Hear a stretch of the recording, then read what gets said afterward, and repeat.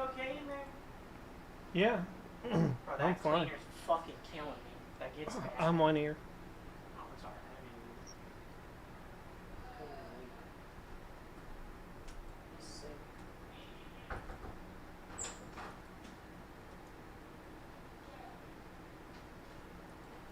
Hello and welcome. It's Sunday night and it is 22 February 2026. I am setting up for Censorship Sucks tonight and his motley crew. And Willie should be joining later on. So we will get everything up and rolling here in just a few minutes. I'm still working on connecting all the platforms up. Hope everybody had a great week.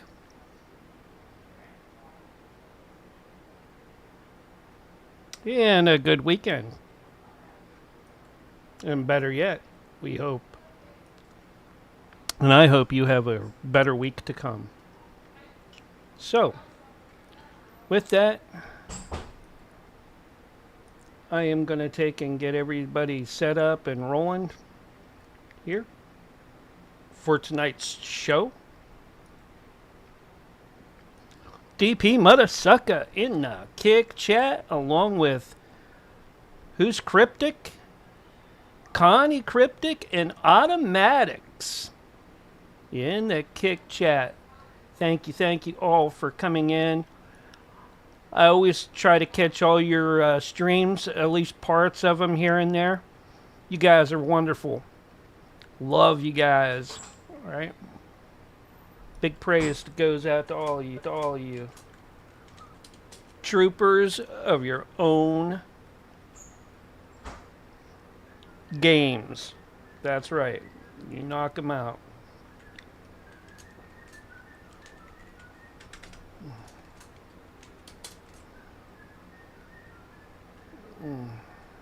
Let's see here. Automatics and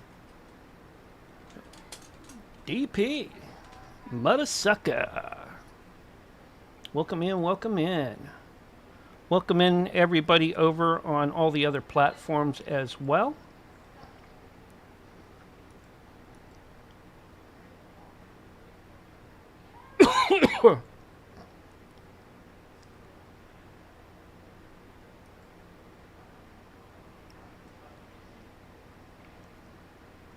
Go.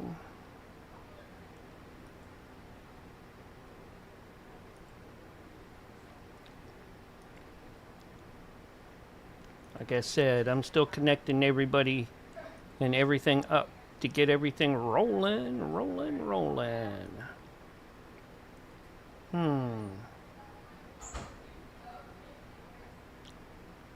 Little issue with that platform. Okay, well, we can fix that. Find that fish and give him some food over on Nemo.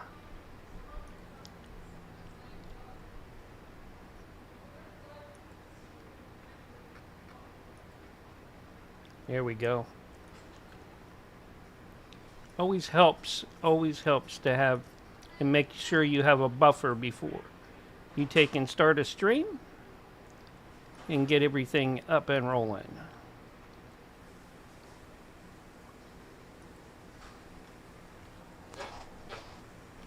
I should be connecting with the fellows here in a few minutes, so relax. Go get your favorite beverages and snacks, and if you haven't eaten yet, now's the time to do it. Because I tell you what, we're going to make you hungry. Hungry for more and more information. That's our Censorship Sucks guys for you. So let me get them up on the teams. Do do do do do do do.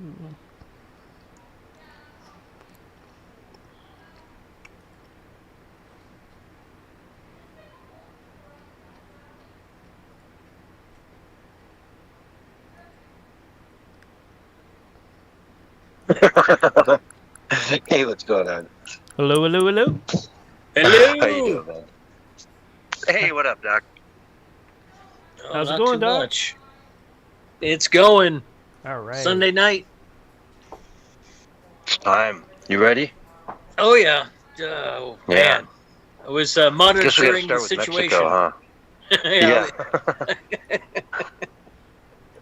Yep. It's popping kinda off crazy. down There's- below the border.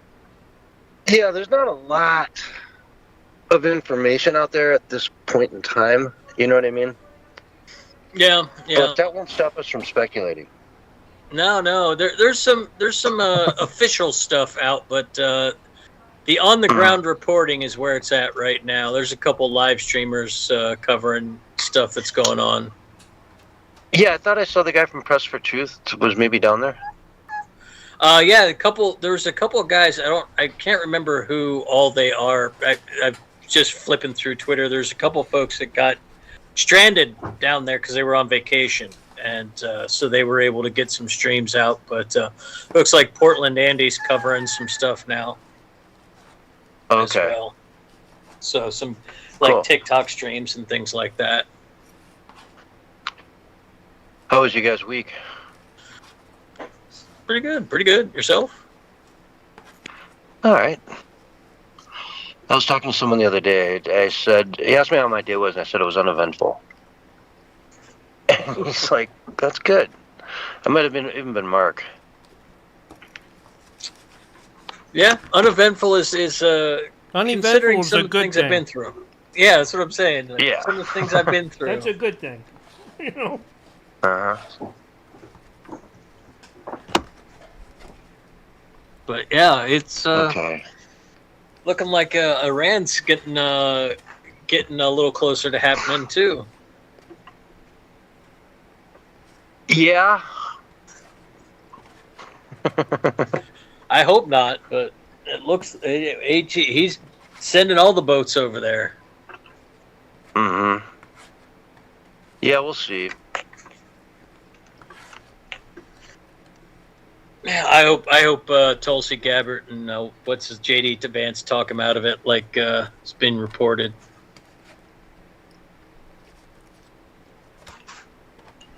But we'll see what Yeah. happens. It's one of those situations to Exactly. be monitored. It could happen right now. I mean, we could check the headlines in the middle of the show and be like, yeah, we bombed the hell out of them last night, you know? Yeah. The resources are there and ready to go. That's for sure. Mm-hmm. Okay, let's see here.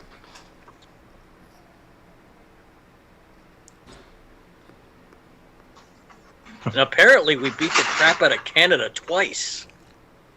Yeah, men and women. Yeah, so they're not handling that well. So I hear. That's what I hear on the Twitterverse. The Canadian hockey fans are melting down. Yeah, Trudeau posted something kind of spicy a couple days ago saying, you know, Canada, hockey will always belong to Canada. You can't take that from us. Yeah. Something along those lines. That's good stuff. That's good stuff. Mm-hmm. You may have invented the game, but we perfected it. I'm just saying. Yeah. Yeah, that got ratioed like you wouldn't imagine, of course. Yeah. It's kind of like Tiger Woods in golf. I mean, yeah, the Scots and the Scottish people invented it, but I mean, Tiger Woods made it cool. You know. I don't know. I mean, Arnold Palmer was a cool guy. I actually met the dude. You know? Yeah, no, Arnie's he's definitely up there in the top of all time. The for only sure. thing I didn't like is when I tried to buy a car off of him because he has like a bunch of dealerships southwestern Pennsylvania, and I'm like, man, that's a little too high a price for me.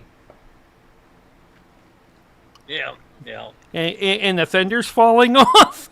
I'm like, okay. That sounds It like a wasn't that Pennsylvania bad. car dealership. It was That not sounds that like a- bad. I don't know, man. Western Pennsylvania, you gotta watch out. That's where Yeah. them Polacks hang out. Hey now. Hey now. Hey now. Better watch out for the Have hunkies. you seen his last name, buddy? Yeah. The true Polish people don't have a ski at the end of their name. All right? All right. My last name is as common as Smith is here. Yeah. Yep, this is true. It's true. No, pierogies are like one of my favorite. Oh, that's it. all-time pets. What kind? Well, potato are my Oh, favorite, you like but that. I actually like sauerkraut Cheese. ones. I like the sauerkraut They're pretty good. ones. I like to put sauerkraut on top of my potato Oh. pierogies. Oh, I make That's the way to go. my own. Nice, very nice. We used to make our own sauerkraut when I was younger. My mom always had a tub of it going in the basement. I found a way to make shortcut pierogies. Oh, how you do that? Use lasagna noodles and layer it that way, just like a Oh, lasagna. Yep. Yeah? Yep. And it comes out just as good. In fact, you can have more mashed potatoes with the cheddar cheese in it, or Yeah. you know, you There can go. put more butter and onions on the top with lots of garlic. And I'm like, oh man, there you go. Like, Yep. and, Yep. and a side full of halushki. Mm-hmm. That's cabbage with noodles, pork, and onions, garlic, peppers. Well, not a lot of peppers, like green peppers, the sweet ones, but Yeah. not a lot. But it's mostly onions and garlic. Yeah. Yeah. I'm a big sausage. I love sausages. Like the German Polish side of my family. That's like we used to get elk and make our own summer sausages and stuff like that. That Yeah. is the best. That's the best. Yeah. You know, I've been looking at, if we ever go into the apocalypse mode here, Zeus is getting about the size where he could feed us for about a week. I told Nina that, and she didn't care for that comment. Like, I I don't know no. why, but hey, You know. if I don't want them eating me. I'd rather eat the dog first. It reminds me of that meme. It has the billboard, the PETA billboard, and it's like, where would you draw the line? And it has all the animals, and then somebody drew the line like right after horses. Oh, Like, yeah, that changes after the apocalypse, though. That line moves that over guy, a little bit. that person must have been Canadian. Just ask The Roger, Canadians. about the horse meat. I'm like, oh man, I'm not even gonna go there with him. I'm like, he should be in the chat here pretty soon. It's like Canadians and their cannibalism and their horse meat. I'm like, really? Come on. Isn't that a French thing too? Horse meat? Yeah, horse meat's a big Yeah. French thing too. Like. Yeah. That's. I mean, Yeah. Don't they call it They mutton? try to get fancy with it, though. Yeah, they call it No. mutton or something like that. they also No, mutton's eat something else. snails too. So yeah, I mean, well, hey, Mhm. bakers aren't choosy, I guess. well, yes. They're a They're really always- good delivery system for garlic and butter. Yeah. There Linda you go. Porter in the Facebook chat. Hey, Linda, it's been a long time. I always miss the chats in Facebook. Too late by the time you come in and do your drive-by, but welcome in.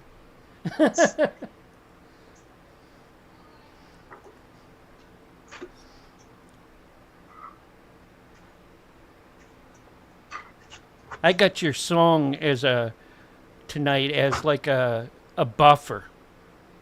Oh, Buffer nice. file for the show tonight, so it'd be great. Did you like it? Yes. It was good. It was good. AI music is getting really good.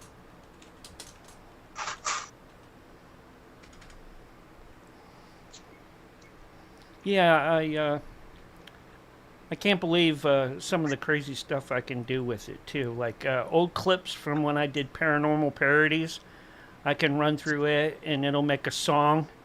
And I'm like, Nice. wow, 666 Flags theme park. I'm like, there you go. We'll make a song out of that. Yeah, it's pretty wild what you can do with, especially with the paid versions of the AI. There's quite a bit you can do. It's impressive. I only use free stuff, so yeah. And my thing is, if it's that good for free, think of how well and how good like governments and like the big industry guys, they can just go. They don't need people anymore. Yeah, there's a lot that AI will be able to do, but I have a feeling it's going to be very much like the internet, where it has this huge hype cycle like we're in the middle of right now, and then it's gonna pop, and then in the dust settles, the real use cases are going to come, and then people are going to apply it in new fields and new jobs and new ways of doing things. Yeah, I blame David Hogg for that though. He's got me addicted to this. I was doing so much AI artwork before for comic types, pictures and that. And I really like doing that. I mean, to me, that's like my mother doing puzzles when she was alive. All right, so like, oh yeah, it's just time consuming, and you come up with some really cool stuff, but this music stuff, man, I can do different themes and different things with it that I don't know. Uh-oh. Roger said he made a cool song about bullhorn in UCS yesterday with Jack in it, where Jack's a merman. Oh my God! No.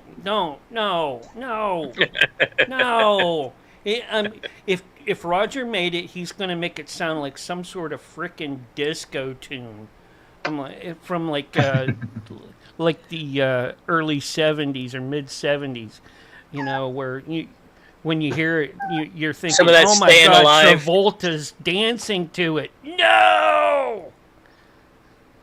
Night Old Fever, Travolta, not young Travolta. Old Travolta. Yeah.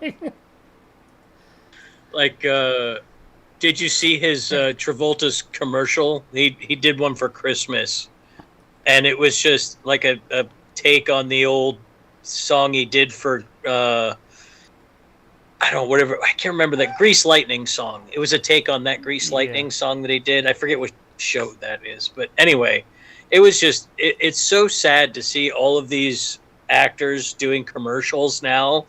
You can tell Hollywood's dying, and it's just all of the old guys that can't let it go. They're all they need that next paycheck coming in to keep their lifestyle going. Mm-hmm.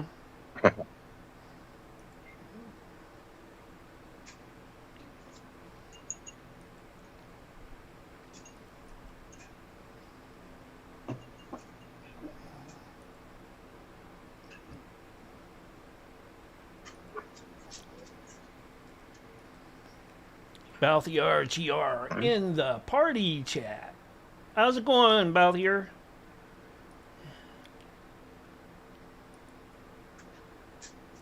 He's a gamer. A lot of these folks that tune into us are gamers trying to get educated. And hear Willie. Good. And hear Willie. Which actually, lowers the IQ. What did you say it was? That it before that when we listen to Willie, our IQ lowers by how many percent? I forget, but anyways. Yeah, like 10 points. Yeah. That's per show, though, so it adds up strikingly over time. Yeah. It's a compounding effect, really. Yeah, especially if you've listened to us for over 5 years now.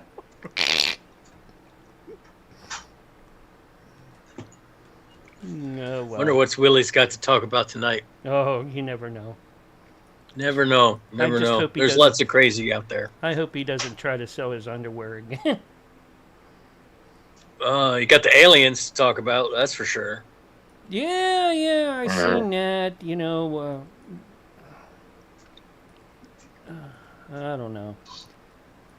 I mean, What all I'm saying is what if the aliens are real, I'm starting an alien refugee leering center. That's all I'm saying. What I want to know is if they are coming in, how do we do immigration with them? All right, you can't put a wall up. All right, you can't dig a trench. You know. That's what I'm saying. I'm just gonna get in on the grift. I'm starting an alien refugee center. It's gonna be the quality leering center for alien refugees, and we'll go from there. You know. I hear they have a fecal fascination for dominoes, but anyways, I don't know, but that's what I was told. All right. Yeah. I personally welcome our lizard overlords. Lizard overlords. The lizard people. They're always tuned in to us. Yeah. It's so funny. The world, like Barack Obama says aliens are real. Trump says that basically aliens are real, and everybody's like, yeah, we heard you. We got other things going on right now. Mm-hmm. Yeah.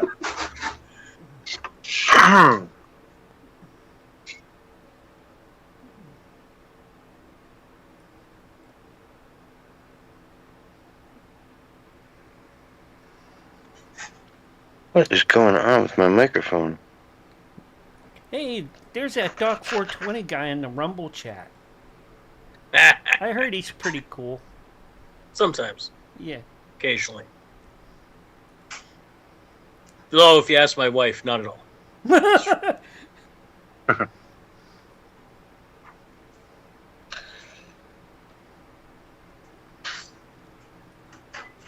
need to send you that one song that I made about going fishing for the giant megalodon, Doc. All right. And you get... Hey, I'll be right back. I gotta restart. Okay. And getting clobbered over the head, you know, and then waking up in a cave with a big to-do list. I always tell from when my kids were little, they used to always ask me, Dad, where did you meet Mom? I'm like, well, it all started out, you know, pretty good one day. I was out fishing for the giant megalodon in the Brazos River just outside of Three Rivers Stadium, you know, in Pittsburgh. So, and then I got this clobber over the head, and I woke up, and there she was. That ain't true, Dad. Oh, yes, it is. Believe me. You weren't there, were you? I was there. You know, I said, you think it's bad? I said, I remember dinosaurs. They were just dying out after I was born, but they were still around, all right? But, you know, you can ask your grandmother and your grandfather and all the others that are older than me about it. And they'll tell you stories about Fred Flintstone and Mr. Slate. You know? Yeah. Oh, man. They'd look at me kind of funny, and I'd put on the Flintstones for them. And they're like, oh, you knew that guy, Dad? I'm like, yeah, I did. These are documentary films, yeah, didn't you know? This is how we did shows back in the day. Yeah. This is better than Animal Planet, documented by Hanna-Barbera, you know? Flintstones were classics. They were. That's for sure. I said, what about that guy, George? I'm like, I don't know George that well. He's from the future, I heard. With his boy, Elroy. Yeah. Jane, his wife. Yeah, that's right. Daughter Judy. Those were big in my house. My brothers were just a little bit older than me, and so, like, being the teenage stoners that they were after high school, it was cartoons after high school. Yeah. And I got like Heathcliff and the old Garfield and stuff like that. That's like they come home from school hanging out with their buddies, and that's what they'd put on. Yeah, I remember like those old Thundar, the Barbarian, and what was the other one? The Herculoids. Those were awesome cartoons. You know, and Super Friends, all the way from the very beginning of the Super Friends until they got kind of woke towards the end. You know? I'm more of the Thundercats generation. Yeah. And what's the other one? The one with the robots that not Megatron is the Transformers. Transformers, GoBots. No, there's another one. Oh, what is it? Oh, the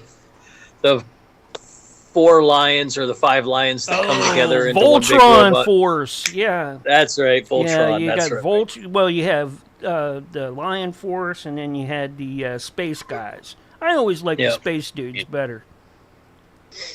Yeah, that's I grew up with those ones. Those were my from days of long ago, from uncharted regions of the universe comes the legend.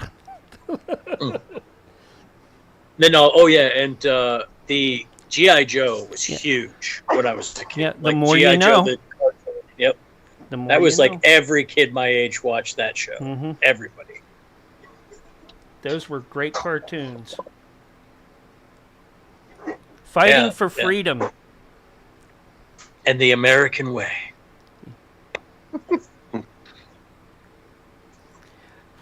Roger, I stopped watching the Super Friends in, what was it, about 79, 80. I stopped. When they started bringing in all those other folks in that, weren't really part of the... I'll be right back, guys. The group, the Hall of Justice that was...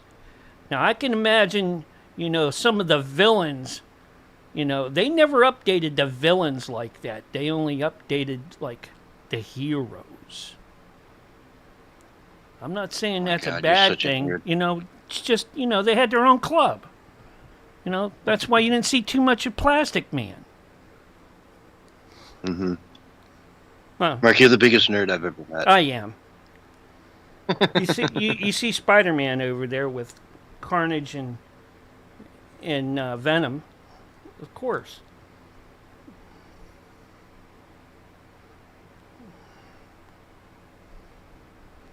Oh.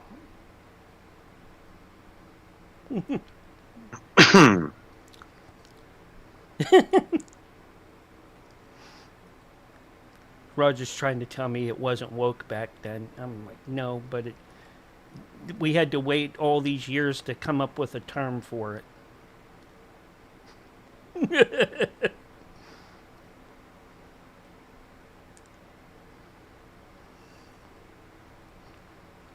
Yeah. So what kind of adventures have you and Blue been doing? Same old. Go for walks out in the desert. Saw a snake the other day. Wasn't a rattler, though. Yeah? I don't know what the hell it was. Oh, sorry about that, It was guys. a snake. That's the biggest thing. And it didn't bite you or Blue, so that's a good thing. No. Yeah.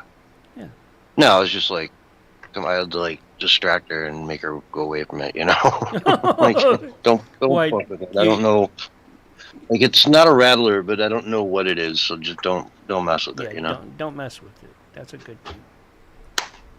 Does she Yeah. Apparently she listens better than me, so yeah.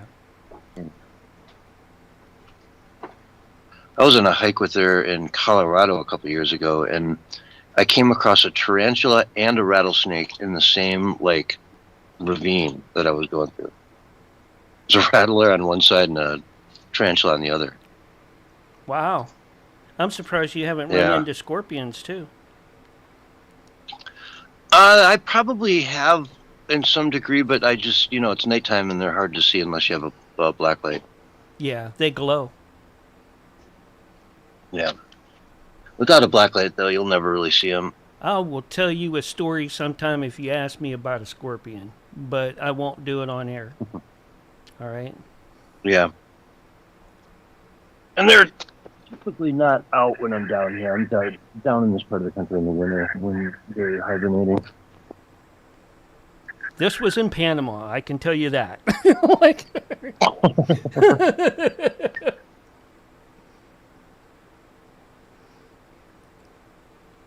maybe I got enough time and break. I'll let you know in the 10-minute break before Willie comes in.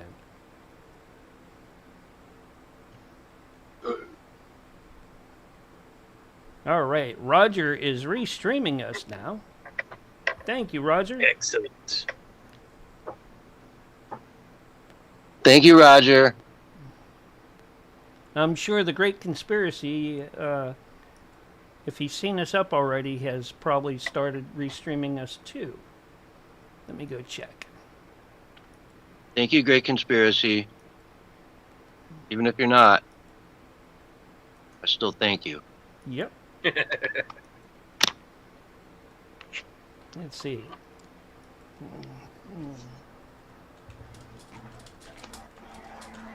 I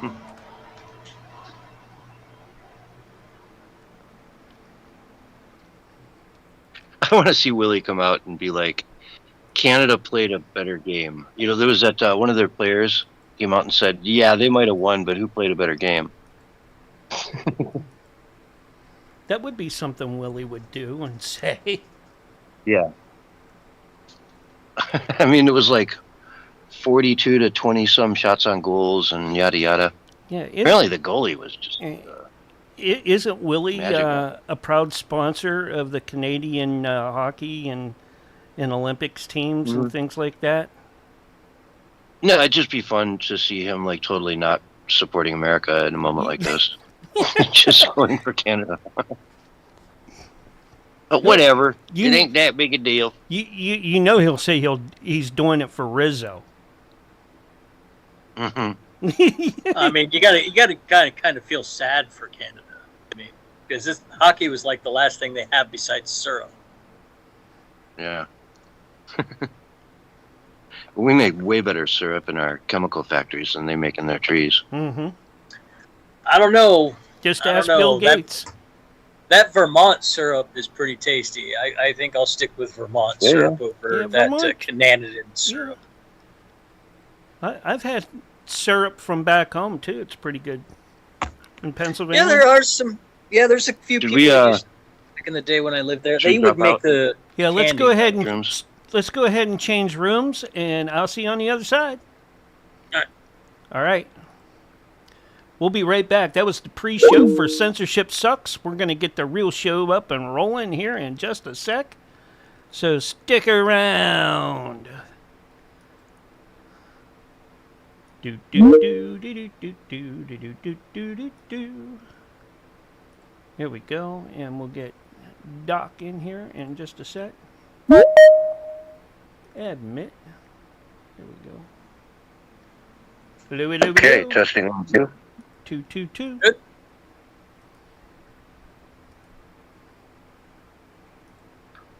Say something, Doc. I'm here. I'm alive. Okay. Yeah.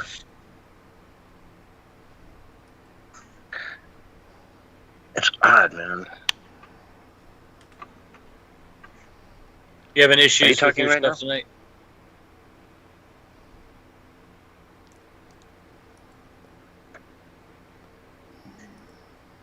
Yeah, I'm losing audio here for some reason. Like, I can't hear you guys. Can you hear me? I can hear you now. Well, you were talking a minute ago, though, right? Yeah. No, I really wasn't. I was just fooling around with bells and whistles on my end. Because you were lit up like you were talking, but I couldn't hear anything. I'm like, oh, shit. That's why I restarted earlier. How's my... You can hear me okay now? Yeah. Everything's good. It was weird. Before it seemed like it was like going out for about like 3-4 seconds at a time where I couldn't hear anything. But I might have just been like moments of silence where no one was talking, but you guys were lighting up like you were talking. You do that a lot, Mark. Mic picking You up lit the up right now background. for me. All right. You got 30 seconds. Oh, Lord. I gotta pee. Oh no! Oh God. Oh no, oh no, oh no.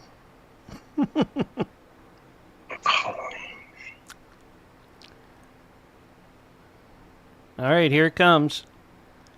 5, 4, 3, 2, 1, and you are live and on the radio set for the very first time tonight, right now.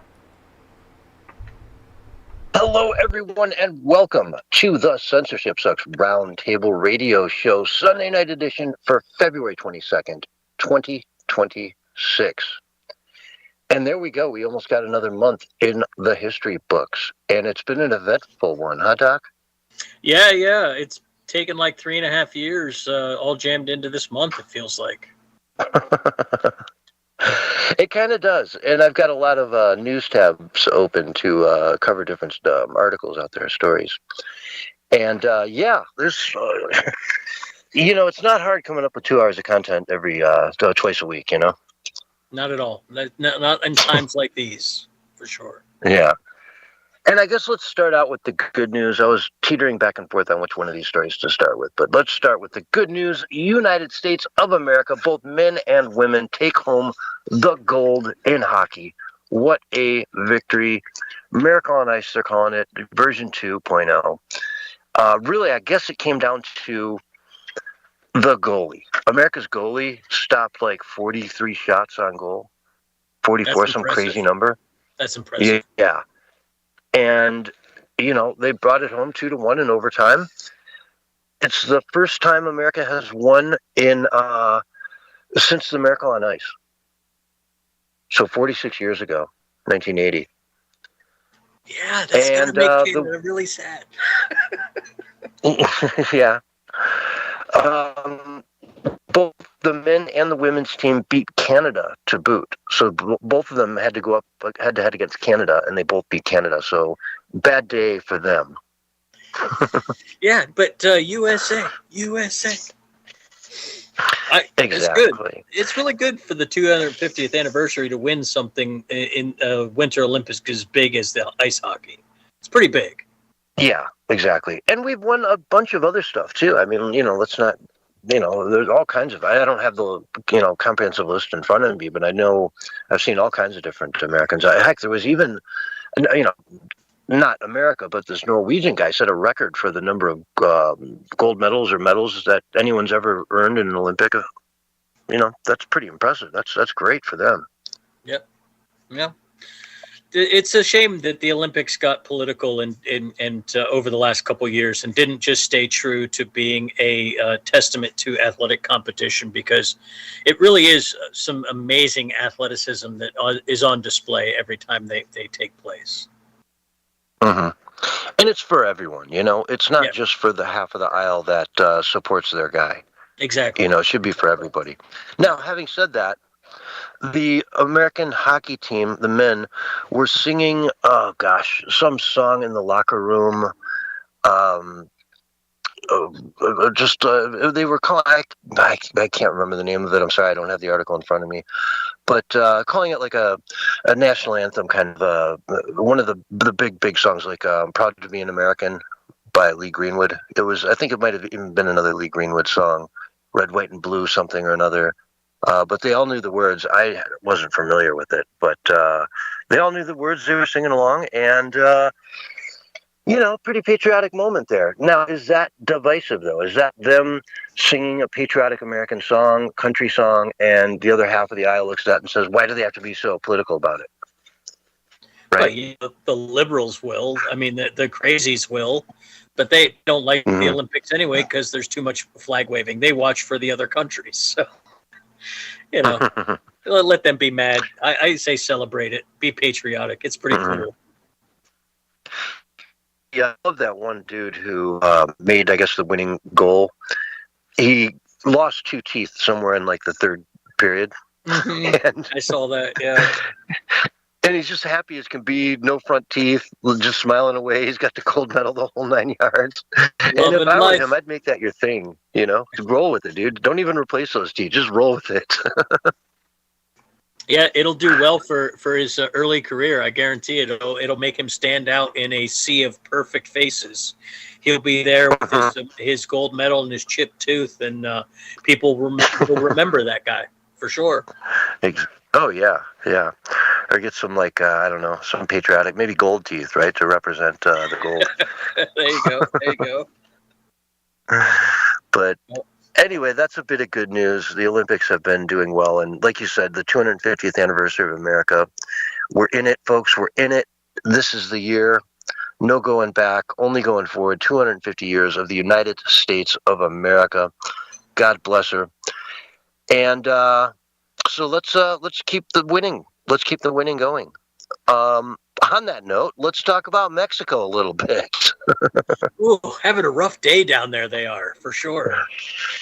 Yeah. So one of their top drug dealers down there was assassinated last night, or about 1:20 yesterday afternoon, and all hell broke loose, basically. The cartels started in, 19 states now. There's some sort of activity of 32 states in Mexico. 10 of them had majored, but I've seen it up as high as 19 now are seeing incidents where the cartels are coming out and blocking streets. They'll stop an 18-wheeler, pin it, jackknife it in sideways on the road, light it on fire. Now no one's getting through. Yeah, done And a they've been couple doing buses this like all that over as the well. place. Yeah. Say that again? They did a couple buses like that as well. I've seen some video of some buses, same thing. Yeah. Exactly, yeah. Puerto Vallarta is, Guadalajara is involved. The airports, they went through the airports like shooting people, or at least shooting. I didn't necessarily see any footage of them mowing down civilians in the airport, but you hear the gunshots and you see, people stampeding basically through there, trying to get out, on the runway and running off the runway, wherever that's going to get you. Any way to get out of the building, pretty much. They were heading out all the exits from what the drone footage was showing. Yeah, scary stuff. And, if you're down there as an American, they're just saying to shelter in place. Don't go outside if you don't have to. You just shelter in place, stay close to home, don't go anywhere, and wait for word. There had been some reports, I'm hearing that they're pretty much not true, that they were rounding up American citizens to use them for blackmail or hostages or whatever. Now you're opening up a whole new can of worms if they do something like that. Oh, yeah. If they were to do that, they would bring hellfire down on their heads. I think this was just a decapitation strike by the Special Forces. It looks like the U.S. Special Forces were involved, working at a tandem with the Mexican police. Yeah. And so they took out a head guy, and chaos ensued. But if this cartel were to start targeting U.S. citizens down there, we'd invade Mexico. You'd almost have to. I mean, if they've got a bunch of hostages held up in Puerto Vallarta on the beach, they just close off the entire beach row resort there with all the Americans and Canadians and people from all over the world vacationing there. It would be strikes. You'd have to go in and rescue those people instantly. Black Hawks, the whole 9 yards. Yeah, and I don't think the cartel's really that stupid. I think what they're doing is this is kind of like a territorial thing. They're showing off for the Mexican government because they're mad at the Mexican government working with the U.S. to take down a beloved leader of their gang.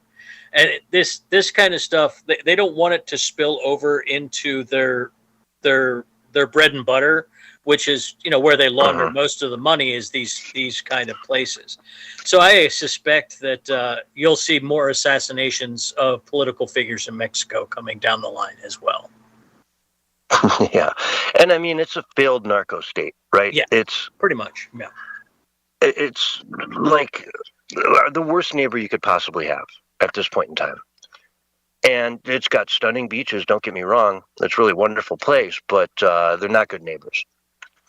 And so we need to do something about it. I don't know what. I'm not for going into Mexico, unless they get really out of control. If it really leads to, they've got 1,000, American hostages on the beachfront road there in Puerto Vallarta and head up in high rises. Yeah, you got to do something, but short of that, no.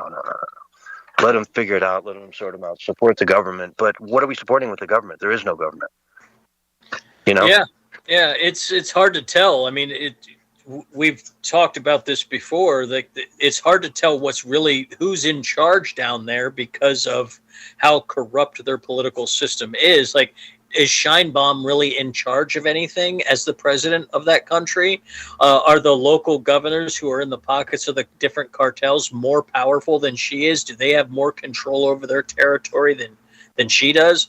I mean, it's hard to tell like who you would work with. I think that's why we've sent in our own special forces to deal with the cartels, because we know we're not getting any real help from her. Yeah, exactly. They're all on the take. You know, we say it about so many countries, but it's especially true down there. If you're not on the take, you're not going to get in government, Well, right? You're just not going to get elected to any seat. Yeah, exactly. This particular gang is actually a group of police officers who got trained in counter narcotics, who split off and created their own narcotics gang after they took out the leadership of the one gang in that area. That's who we're fighting with. So yeah, I mean, as soon as you train somebody to fight the cartel, they replace the cartel that's there and become more violent. It's just we have to kind of cut them off and let them deal with this on their own, unless, like you said, it gets out of hand with taking hostages, which I couldn't imagine the cartel being that stupid. Why are they blocking off the roads? They're blocking off the airport. They're taking. I mean, if you're down there on vacation, what are you gonna do? Wait for a cruise ship to come and hopefully get on it and get out? Well, yeah, no. I mean, yeah, you're right. I mean, they do have roads blocked off and things like that. But the reality is that this is a negotiating tactic in cartel land with the Mexican government. Yeah. They're mad that their guy was taken out, and so they want some reparations from the government. Yeah. What reparations do you guys want, though? You've got billions and billions of dollars. I mean, these guys were making through the Biden years, just on immigration alone, forget the drugs, they were making billions and hundreds of billions of dollars, Yeah. And then add on the drugs, just stacking money on top of money on top of money. My Lord, what do they want? More power? Yeah, more power. I would assume they'll probably angle for some more political positions. Yeah, because at this point, it's not about the money, because you've got the money, you've got the women, you've got the power, you need the power. Yep. So the more political control. Yeah, the more political control they get, the more violent things seem to get, because they're fighting at a political level. It's different groups of police and military fighting each other. I mean, have you seen some of the gear these guys are equipped with? I mean, it's straight military equipment. Oh, yeah. Yeah. I wonder where they got that. I wonder. We make our own beds sometimes, don't we? Yeah, it's a shame. But, it is. Mm-hmm. So, anyway, let's move on here. I got a C-SPAN caller. You got to hear this. Okay, so this dude calls into C-SPAN the other day. His name is John Barron.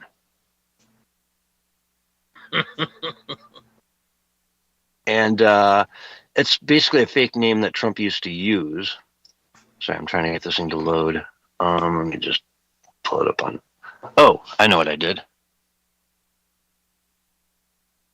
Sorry about that, folks. I restarted my system a minute ago, and I turned off all my internet. Well, that will impede things for sure.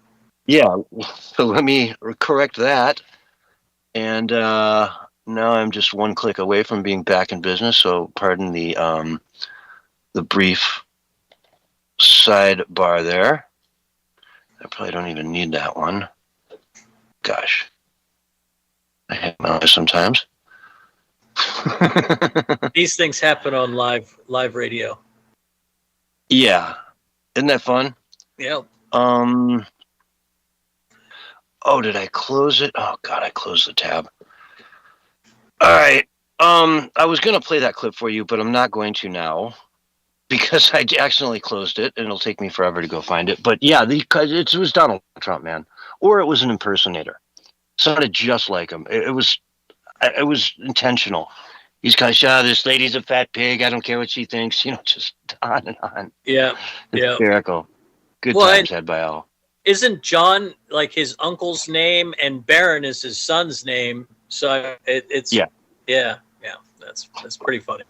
Trump is a character. Yeah. He does like to likes to talk to the media. He really does. He does, yeah, and that was a really interesting quote. I'll tell you what, I'll pull it up, and when we go to our next break, I'll pull it up and play it in the next segment, just because I know I can find it. I just don't want to spend time while I'm live on the air looking through the minutia of where I can best find that one. But let's go to the, we haven't seen one of these in a little while. Carolyn Levitt did a MAGA Minute, and it's been a minute. So let's hear what she had to say. These are great. I mean...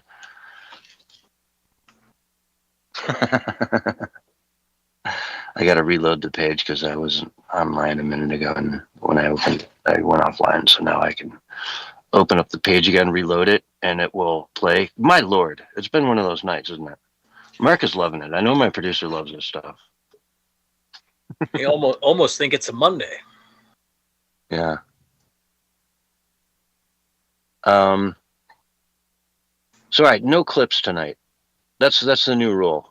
But yeah, all kinds of great stuff going on in the world. The one downside, the punch he took, the 1-2 he took was from the Supreme Court that didn't like the way that he did the tariffs under an emergency. Okay, they can't do these under an Emergency Powers Act. So he said, fine, I'll do it under this act, and it's now legal again. We're going to keep it in place, and it's 15% instead of 10. So there you go. Thank you very much. Yeah. That tariff fight is going to be interesting. There is some legal precedent for them getting. They're going to have to fight it out in court over whether or not they actually owe the payback or not. That's going to take some time to figure out. But the thing about it that I find a little how rubs me the wrong way is Lutnick's family being involved in buying up that debt. Buying up the insurance payouts for the tariffs, and making some money off this deal. Now, of course, it's 5-6 years down the road, but they're still going to make like a couple $1 billion on the deal. And I don't like the appearance of these kind of things going on in Trump's cabinet and in his administration. They make people look, like they're crooked. Whether or not they are is kind of irrelevant. It's the way it appears to the general population that his administration's just corrupt like all the rest. I hate the way that looks for him. Yeah, and I don't know much about that side of it. You said Lutnick, who is exactly, remind me, what's his position again? Oh, what I forget what he's. Him and Scott Bessent are the main two guys that advise the president on their economic policy, the tariffs, taxes, treasury, all of that stuff. I forget what Lutnick. Okay, yeah. Well, Bessent is Secretary of the Treasury, if I'm not mistaken. Secretary of Commerce. So, that's right. Lutnick's the Secretary of Commerce. Okay. Yeah. Okay. So he bought what? And this is a personal investment or not? Well, the government's money, his own money. So he stepped away from his company, Cantor Fitzgerald, and his sons took it over. And his sons, when they were putting the tariffs in place, bought up the tariff insurance payouts. So because it went to court, if they got rescinded, there was be a payout. They would have to pay back those tariffs. The companies that get those tariffs or paying them out to cover them would get them money back, and they sold the rights to those tariff payouts for like 25-30 cents on the dollar to Lutnick's sons and Cantor Fitzgerald, and they own those payouts now. Cantor Fitzgerald does, and in other words, were they purchasing it on behalf of the Cantor Fitzgerald clients or their own corporate portfolio or their personal? I think it's for the corporate portfolio for Cantor Fitzgerald. Okay. So it's a legitimate investment. It's just that it's kind of insider-ish. Yeah, exactly. Yeah. Exactly. It's optics. And, they do have an optics problem. I'll give them that. Yeah, and it's the just administration. it's just one of the big things that there's a couple people in their administration that keep doing things that don't look good for the administration, and I just wish he would fix it, because it would go a long way to helping secure a win in midterms, which is getting less and less likely as I see it. But we'll see how that goes. But Yeah. All right, so let's dive around the world a little bit. We've got a big protest the other day in France. There was a mathematics student who was working as a security guard for a women's gathering of conservative types, of conservative women. And he doesn't look like a huge dude, to be security. He's not like some beefy, massive guy. He probably didn't expect much of anything to happen. But Antifa showed up. And apparently 20 of them chased this guy halfway around a block and then beat him to death. Brain damage, done, dead. 21-year-old mathematics, student. And France is pretty pissed. A lot of people in Europe are speaking out. Now, Macron could care less. Emmanuel Macron came out and said, there's no lesson to be learned from this. I swear to God, he said, there's no lesson we're going to learn from this. There's nothing to learn from this. Stop saying that this is a learnable moment. I think it's a learnable moment, man.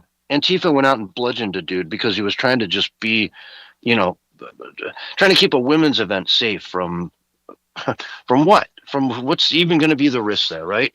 It shouldn't be a thing. Right. Yeah. It shouldn't be risky at all.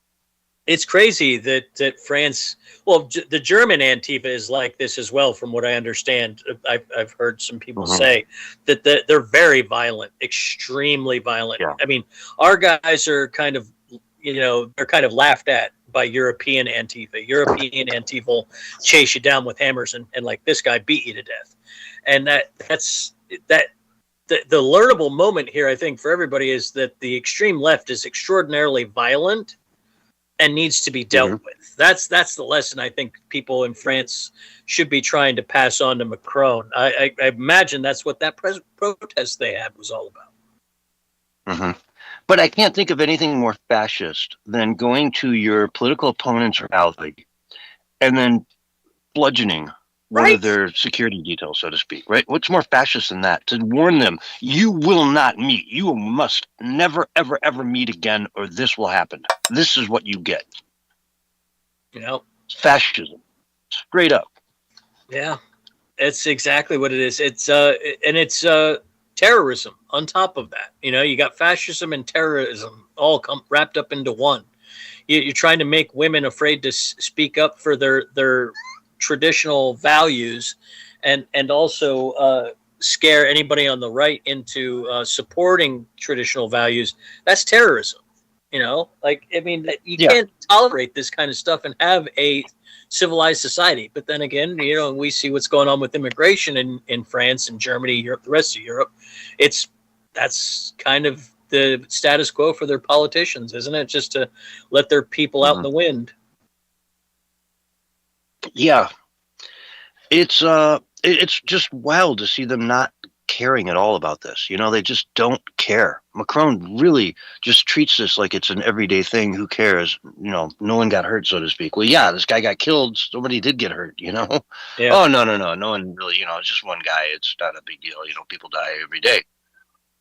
Yeah, that shows you how they view the regular people, doesn't it? I mean, just. You're not an individual to them. You're a number on a spreadsheet, and it's so disheartening for the European people. I hope that they follow England's lead and start making some ruckus and be more traditional, because it would be so much better for the rest of Europe if they would go the way of the England's going with the reform and restore, both being a little more right wing. Yeah, it's it is what it is. They just keep pushing it, and like once people wake up, then they'll wake up and it'll be like, oh wow, is it too late? Yeah. Is it too late? That's the thing. Spain has just got on, when you talk about the slippery slope hypotheses, right? That slope that they're on just got real slippery and real steep. You know? Yes, it did. Yes, it did. Yeah. I mean, they just legalized 500,000 people turned into 1 million people inside of like a week, and they just had 1 million people that were here. They're totally illegally. Guess what? You're legal now. You can vote, and a lot of citizens are pissed. And guess what happened, man? Another 1 million showed up the next day. Yep. Yep. If you're anywhere near that, if you're in France, southern France or whatever, boom, get over to Spain as quick as you can. They're giving out citizenship, bro. You can go anywhere in Europe once you get that. Yep. Yep. And we found this out. I think it was at Bulgaria, I think, was selling citizenship. And that's how they were funneling a bunch of people into Bulgaria and getting them Bulgarian citizenship. One of those Eastern European border countries. And yeah, I mean, it just tracks like moth to light. They come right for it. Yeah. Every time. So that'll be interesting. Europe's just got some issues going on, and they really need to fess up and open their eyes and look at it and say, wow, look how fast things are changing. Do we really want this? I mean, they say xenophobia. If you don't want to see this rapid, instantaneous change to society and everything you knew, you're xenophobic. What is xenophobic? Well, that's the fear of change. The one constant in life is change. The one thing about life that just never changes is that it always changes. And things are always kind of a little bit different going day to day. But they call you xenophobic if you don't want to see the world change. And I don't mind it changing. I just don't want to see it radically change to the point where it's unrecognizable. Where you get dropped off in London and it's just gone. It's not London anymore, at all. You don't even think you're on the continent of Europe anymore if you just get plopped down there. Heck, have you seen, you probably haven't, South Africa recently came out with their newest coverage of Google Maps. Okay.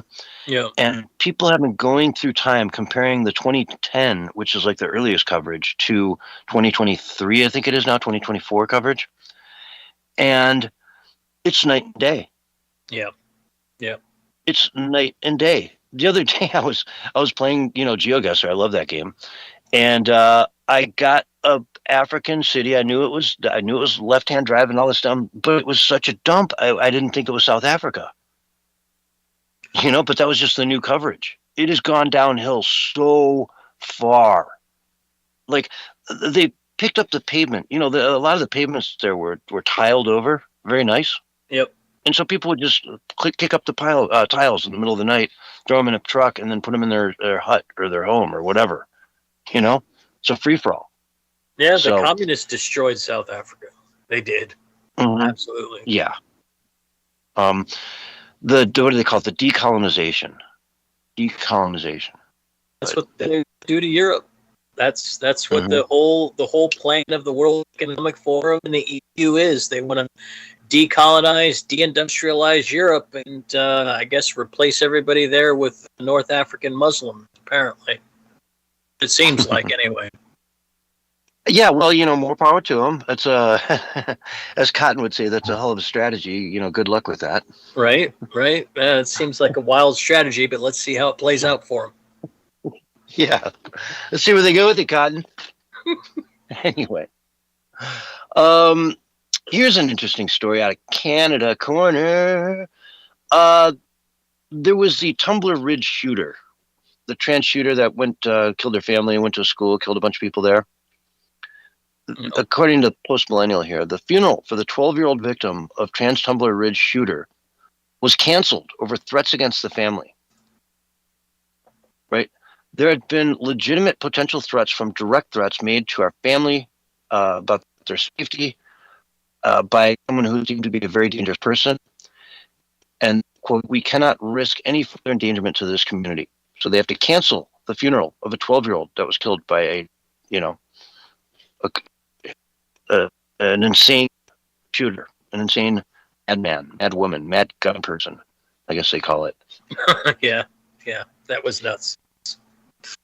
It's evident that Canada has a very similar problem that Europe does. They have very violent, hardcore left underground kind of terrorism going on.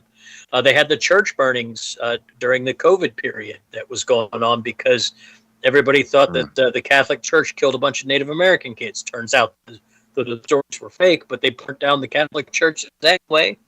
You know, Canada's it's in trouble, I think. Wasn't there some other story about that shooter as well, where the AI he was using flagged him or something as well, and they didn't report it? Yeah. For all we know, it probably encouraged them to go do some stuff. I know. But AI today. Yeah, I wouldn't doubt it. Would not doubt it. Yeah, there was warning signs as are, and the AI should have flagged that and said, "Hey, this person is, maybe needs some professional help," but it did not, which is just another guard that went down.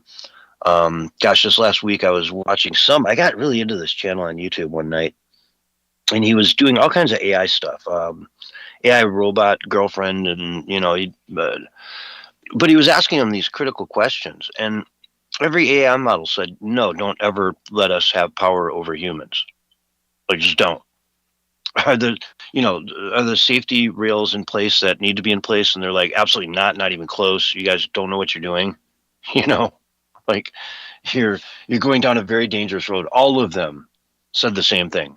Every model he asked said, you guys are in trouble if you keep going down this road. So AI itself is telling us, don't go down this road. Yeah, but they'll do it anyway. I really want a robot that can do my dishes. Yeah, they chased the bomb, even though they knew there was a possibility of what the bomb would do, and they chased it anyway.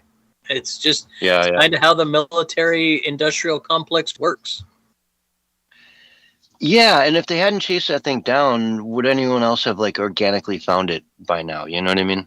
Yeah. Or would it just be something that's sort of an idea out there in the ethos? You don't know. That's the crazy thing about AI. The genie's out of the bottle. There's no putting it back in the bottle now.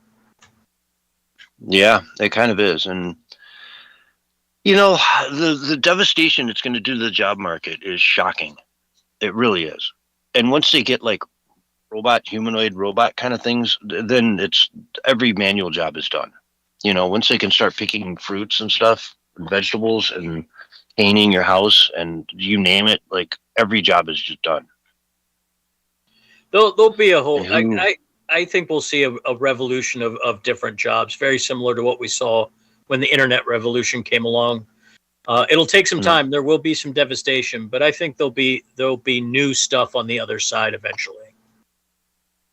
Well, he was asking AI about that, and the AI models all said that it would be very bad for the average person, but phenomenal for the people that own the AIs. Well, that's one way it could go, or it could go to the point where everybody has their own personal Jarvis that they can load into a humanoid robot that they can get for a couple $1,000, and everybody has a personal butler that can do all that, Yeah, that can take your 2 carrots that are for dinner tonight and rub them together really good so they taste better than any other robot can do. Well, it can help you with your gardening, can help you raise your chickens. You'll be all right. Well, that's all illegal. Now, if we get into that world, then we're in trouble. If they start making that stuff illegal, then we're in trouble. Yeah, your robot's going to go out and dig up your garden. These are unauthorized vegetables. These plants can't be grown here. Yeah, that wouldn't be good. No, that would be dystopia for sure.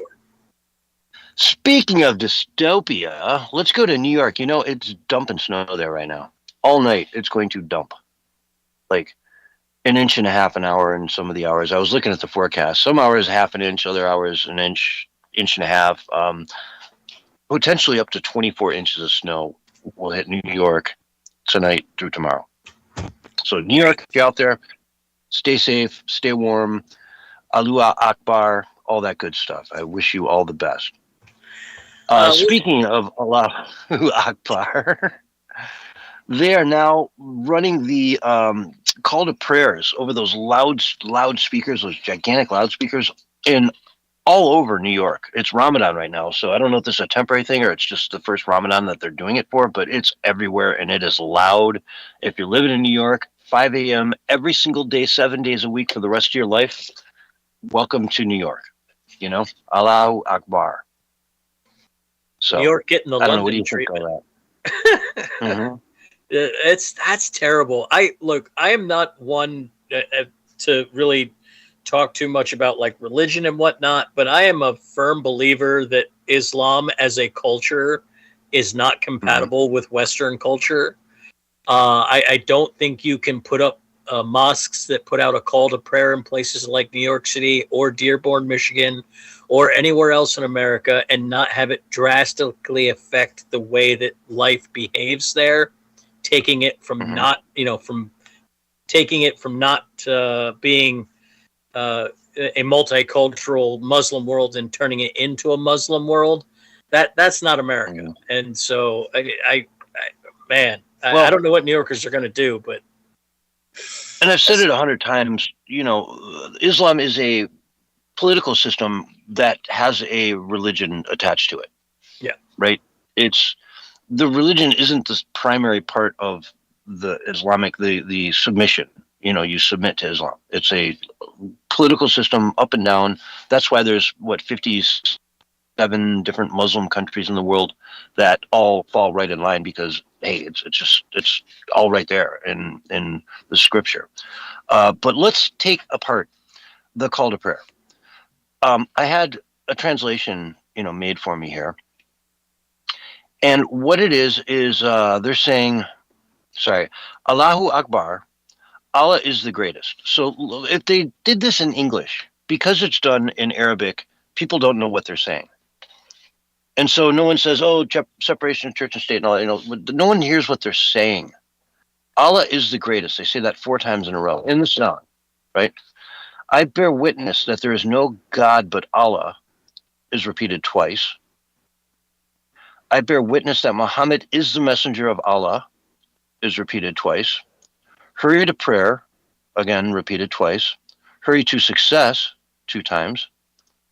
Allah is the greatest, 2 times. There is no God but Allah, 1 time. La ilaha le Allah. It's very condescending. If the Jews or even the Christians did this giant chant that said, our religion is true, yours is false, ours is the best, come to worship, right? Our God is the greatest. There is no God but our God. That would be so offensive to all the other religions out there. It would never, ever, ever be allowed. Right? Am I wrong? Well, it certainly wouldn't be allowed in a Muslim country, that's for sure. It wouldn't even be allowed in America. At that maybe volume, it should be. Maybe it should be, though. I mean, I'm not arguing one way or the other, but like if they're going to be doing it, what's stopping the Catholic Church from banging their bell and calling all the Catholics to come to church on Sunday? I'm like, I don't know. Like, I think that if Christians really want to fight this in the most Christian way possible, it's go out and spread Christianity. Get all those people in your town that are atheists and agnostic and get them to come to church. That's what you do. You don't. You're not going to fight these guys with the political system. You can't win it that way. You have to beat them culturally. You buy for every church in America, you buy 10 of the biggest loudspeakers you can possibly get a hold of and have it broadcast, Our Father who art in heaven 5 times a day, but you don't do it at 5 in the morning. You're more reasonable about it. Start at maybe 10 or 9, Yeah. On the way to work, lunchtime, on the way home from work. Yeah. Sure. So that, everyone has to hear it. And, we'll repeat it 5 times a day. So you 25 of them. It's the rosary or whatever. There you go. It would be a good way to punch back without being offensive. It'd just be, here, this is what you're doing. We get to do it too. If you do it, do it. Yep. Culture jamming. Yeah. I I don't see why not. You know, it's appropriation, man. You're just appropriating that from them. Well, so be it. Anyway, folks, we've got to go to break. This is the Censorship Sucks Roundtable Radio Show, and we will be right back after this. All right, we're on radio break. Mm-hmm. It's a short break, right? Yeah. Yeah, about 5 minutes. All right, I'll be right back. All right. So, Mark, I was watching this, the Y-Files. You probably know that guy. Yeah, he's pretty cool. And he was doing this thing about Art Bell, and the call he got from the guy inside Area 51 who was all panicked and freaked out. Mm-hmm. You ever heard that story? Mm-hmm. Yep. In fact, I think Yeah, I think I have a library of Art Bell in my archives. Mm-hmm. So yeah, I've heard So that you one. recall what was so interesting about that one? Yeah. The caller was really interesting too, and the guy ended up later on suicided. You know, but he was shot in the back of the head, but it was considered suicide. He didn't talk about that, but he did No, talk about. Like, he That was came saying out. how That the guy came was on out. the air That for came out about- years later. Phil Schneider, I believe, was the guy's name. Mm-hmm. But he was on the radio with him for like 3 minutes, was about to drop something big, and then Art's entire show went off the air. Yep. Like the satellite went down, the whole thing. Mm-hmm. That's crazy, man. That's wild. There's some crazy stuff yeah, he was that talking- happened on Coast to Coast when Art Bell was there. And he did that out of a double wide in Pahrump. I did not know that. That's cool. Did you know that most of the time he did his show from the Philippines? Oh no, I didn't know that at all. Yeah, It he makes lived sense, in the though. Philippines for the longest time until his health got bad, and then he moved back and into the desert. Yeah, and Pahrump, I've been through Pahrump many times. Yep. That's where all the brothels are. Art, just like me, was an Air Force guy. Huh. Yep. So Interesting. yep. Only I used to love driving through the desert at night and listening to him. man, some of the great stuff and stories. Another guy that's really good too. I used to listen to. I don't get to catch him as much anymore. Is Don Ecker. Now Don Ecker used to be a detective in Pennsylvania, real close to where I'm from, and he got hurt, and so he had to retire. And his wife had this thing called UFO Magazine, and so he was looking for something to do, and he got a call to investigate cattle mutilations. And that's how he got connected up with Linda Moulton Howe. A lot of people, think that, she has more information than what she's saying, but everything's anonymous. All the people that, that she talks about, oh, this person's anonymous. I have to keep their name secret. Well, doing what she did, of course, you have to, keep some things, especially if they have like special clearances and non-disclosure agreements that they signed. Well, you have to be careful. Mm-hmm. Yeah. Got to be willing to go to jail to cover that stuff. Sometimes, Or Yeah, her. they don't take it too kindly when you let their secrets out. No, 30 seconds and we're back on the air. All right. There's many a journalist that's gone to jail for protecting their source. Yeah, and then we get crazy ones here lately that go to jail for protesting in churches. But we won't name names, but we just know those folks. But anyways, here's your countdown: 3, 2, 1, and you're live. Hello, everyone, and welcome back to the Censorship Sucks Roundtable Radio Show, Sunday night edition. With me tonight, we got Doctor with an E, 420 in the house. Doc, where can people find you online?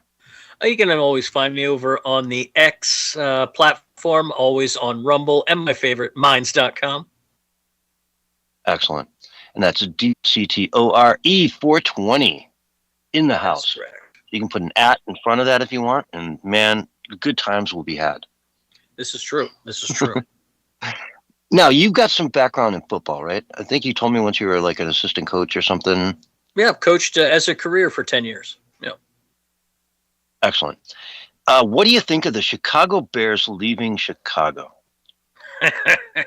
Well, it's kind of sad, but it's also kind of funny Yeah. because of how poorly Chicago's run. But it just doesn't seem right. The Indiana Bears, it doesn't ring. It doesn't Well, roll off the tongue like Chicago does. They're still going to be the Chicago Bears. They're just going to be out in what they're going to call a quote-unquote suburb. You know, it's a suburb of Chicago that happens to be over the border. Because Chicago is right on the border there, right? Yeah, I'm gonna call it the Indiana Bears from now on, but that's just me. Yeah. You know, if they want to call themselves Chicago Bears, we all know better. It's like Well, it's like the Giants Hammond, and the I think Jets. Yeah. It seems to me like that's an opportunity for somebody to pick up the Bears and be like, hey, man, what are you doing out here in, some middle of nowhere in Indiana, right? Let's get you to a real city. Let's get you to someplace, that really needs a team. I can't think of that city off the top of my head, but I'm sure it's out there somewhere. Yeah. You know? The one that's named after our handler, Gary. Gary, Indiana? There you Home go. of the Jackson 5? That place is a dump. One time, everybody in Chicago at midnight flushed their toilet at the same time, and Gary was like 3 feet underwater. That's rough. That's rough. But to be in Hammond, I mean, there's a lot of fans that are going to be really pissed about that. And it's one thing to, be the mayor and, kind of, oh yeah, well, this doesn't matter too much and that doesn't matter too much and it's just a budget thing or whatever. But you lose the Bears, man. You lose the Bears. What's next? Are the Cubbies going to move to Green Bay? Oh, that would actually, I think that would break Chicago. I think that the entirety of Chicago would have a mass aneurysm, and half of Chicago would die. That would be terrible. Like, it's such a terrible thing the way that the NFL has allowed these cities and these owners to get into these deals for these stadiums, and like then you have the Democrat-run cities running these places into the ground and making them almost impossible to operate a business at profit. You run those two things together and you're going to get things like this, like the Raiders moving to Las Vegas, for example. Like, yeah, it's great that Las Vegas has a team, but I mean, LA Raiders, man, that was the Oakland LA Raiders. That was like an iconic franchise. Now they're an afterthought. Nobody thinks of the Las Vegas Raiders. They think of the Oakland Raiders or the LA Raiders. And it's kind of the same thing with Chicago. Like, you move them out of Chicago, all of a sudden you lose what made them the Bears. I lived in Nevada for like a decade, and I am so proud that they've got a football team now. It's just so amazing to me that Nevada has a football team. It's awesome, and it is. You couldn't pick a better town than Vegas to set up the Raiders. To me, it's a match made in heaven. And I love it. And I'm so happy for Vegas. It's the perfect place to put that team. It really is. It's a great town to have a sports franchise. It is a great town to have a sports franchise. Yeah. Oh, absolutely. The tourists can go out there and watch a game. I mean, you'll never not sell out a game, ever. There's no way you won't sell out every home game for eternity. And the weather's beautiful for it. Yeah. The weather. Yeah. I mean, it's not a baseball team in the summer playing outside. It's a football team in the winter. Yeah. So it's good weather and just a great town. I mean, you tell me when you're playing against the Raiders and you go on an away game to Vegas and you're a football player making, X number of $1 million a year. That's the game that you circled. I can't wait to go play Vegas. And your coach is just hoping you're not going to be hammered, hung over the next day, This is true. Like, no, we're staying in Pahrump on Saturday night, Sunday night in Vegas. Okay, guys? We're taking a bus into the game. Yeah. I don't know, pick some desert town in the middle of nowhere in California or something. Yeah. But yeah, no, I find that interesting. As the story goes, it's Chicago literally losing the Chicago Bears over just democratic politics. At the end of the day, it's sad, but you know what? You make your bed, you sleep in it. You don't have nice things. Yeah. Look at New York. Portland's going to lose the Blazers, it looks like. So they're not the only ones losing a professional sports franchise over there in Chicago. Yeah. And Portland, I mean, couldn't happen to whatever. That's your hometown. I don't want to dump. I don't claim Portland. I'm an Oregonian. I'm not from Portland. Yeah. But I would say if you need to go visit the nearest Walmart or something, you'd have to go to Portland. But no, they don't have them there anymore, do they? No, they had to run those out of town. Yep. Because it turns up you can't lock down every single item in a 100,000 square foot store. No, it doesn't work out real well. It's easier just to move the whole store a couple blocks out of Portland, so where you can actually let the police do their job. And God, I say 100,000 foot store. I bet a Walmart is like 1 million square feet. They're huge. I don't know how many square feet they are, but man, they must be massive. Especially those super Walmarts. They're huge. Yeah. Yeah, I mean, I don't know what 1 million square foot looks like, but I bet it's pretty close to a Walmart. Yep. Let's play oh God, I don't want to go down this road again. Ready? Okay. See what I did there? I actually made sure it played before I played it. Let's play a clip of this grandmother in Washington, D.C. Donald Trump brings her up on stage. Let's hear what she had to say. This is amazing, folks. Yes, you can.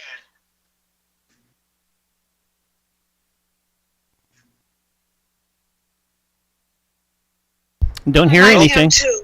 Oh, there we go. One thing I like about him, he keeps it real, just like his grandma.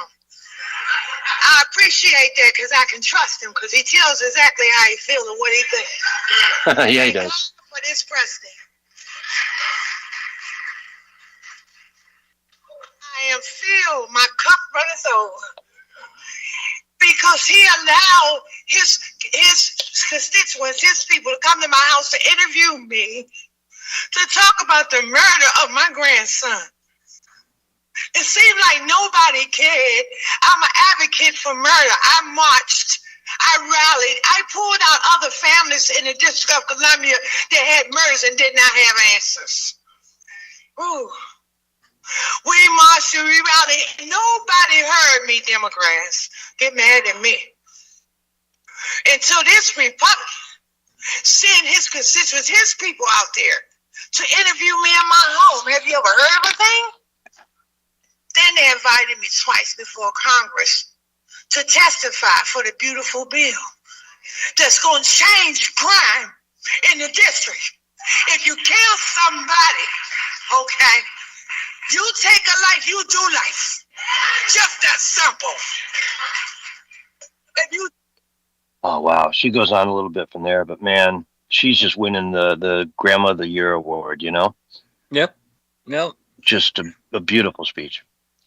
It's a shame that what was able to be done for Washington, D.C. and all the other blue cities that worked with the president, what's been able to be accomplished in those cities, the reduction in crime by 20%. I mean, amazing reduction in crime.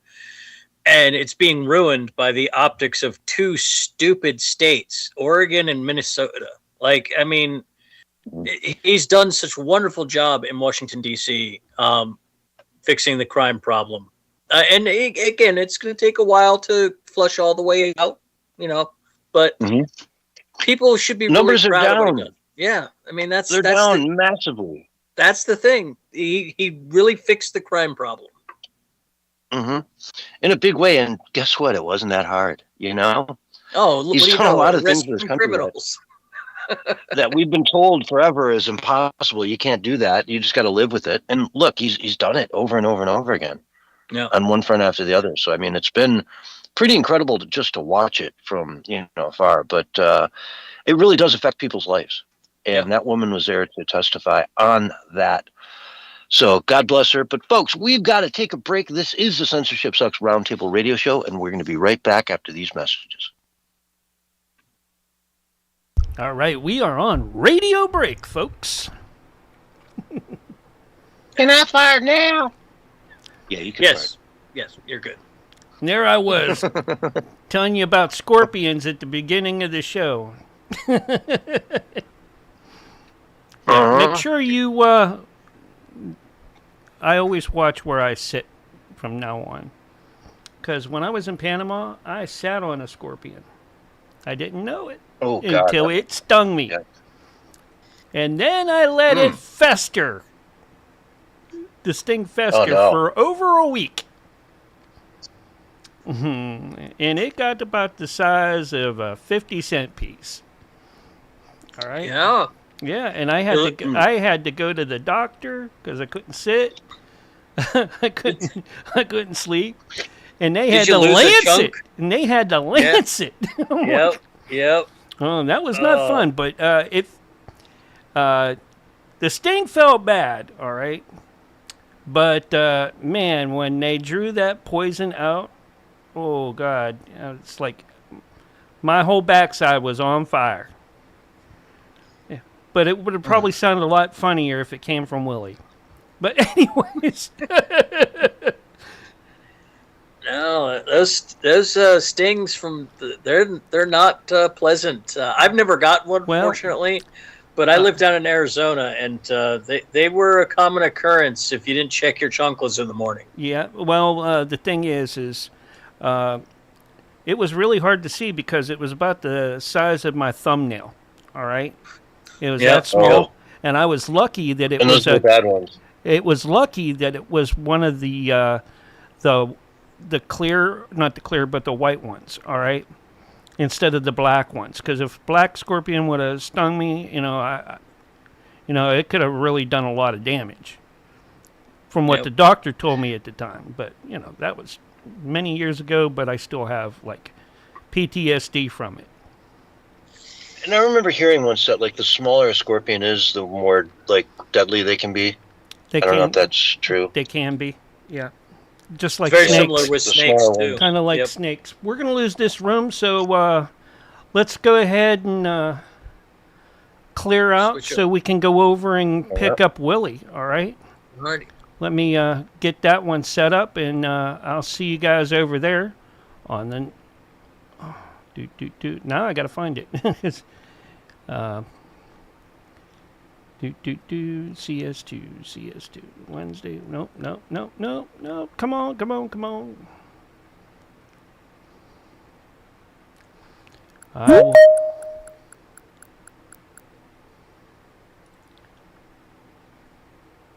Willie, I'm going to set up the next room, okay? You there? So go ahead and wait for me to call on the next room, all right? All right, bye. All right. I'm still trying to find it. I got lost. All right.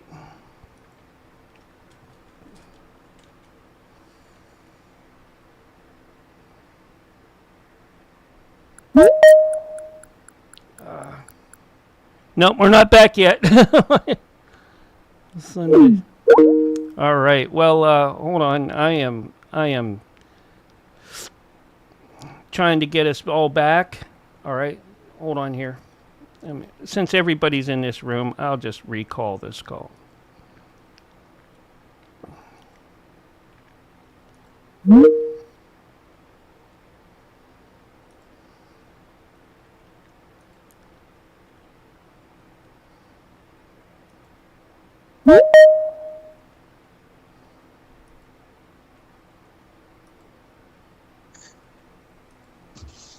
All right. Everybody back? I am back. Yep. Yeah. Willie tried to get in when I was trying to close out, so, we'll be back. Hold on here. And it wouldn't let me back into that other one, so let me... There we go. What's the problem? Yeah, it is sometimes. It all works out in the end.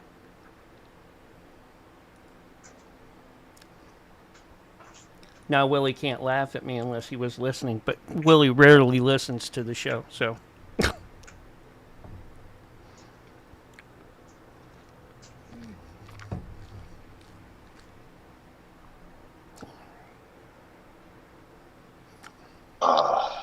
Trying to get the dog to go potty while we're on radio break. Go potty. Go. Go. There we go. Hey, Hey, there's Willie. There he is. I'm. There we go. How you doing, man? Yeah. Hey, I found you. Yep, we found you too. Well, I found you first. Yes, you did. I did. You good like that, How you know y'all- that, right? How y'all doing? How y'all doing tonight? Doing well. Willie, I saw you the other day rooting for Canada during the game, the hockey game.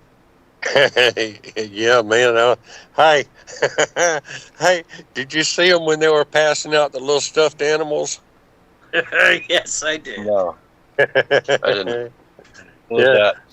Yeah, the losers got a little stuffed animal. Everybody gets a trophy. Hey, about $20 on eBay, so it's not a total loss. Got their silver medal and their little plushie. You know, That one taking home dude, a silver medal too is nothing to be ashamed of. You know, it's nothing to shake a stick at. But that one dude, he's looking at that stuff. I mean, these are burly hockey players, and they're getting this little stuffed animal. That one dude looked at it like, what the hell is this shit? The girls weren't too happy with theirs either. Yeah. Yeah, I saw that too.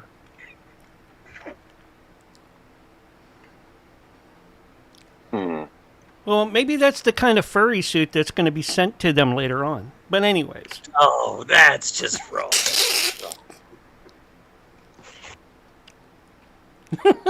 Anyways. Let me refresh my news here and see if we invaded Iran in the last 20 minutes. You know, it only takes seconds to push a button. Trust me, I know how that Exactly. works. Yeah. You know?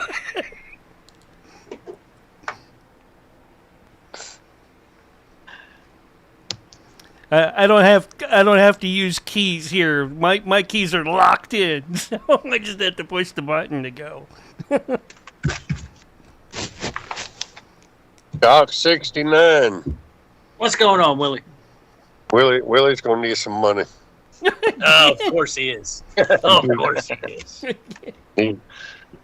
You're gonna have to help old Willie out.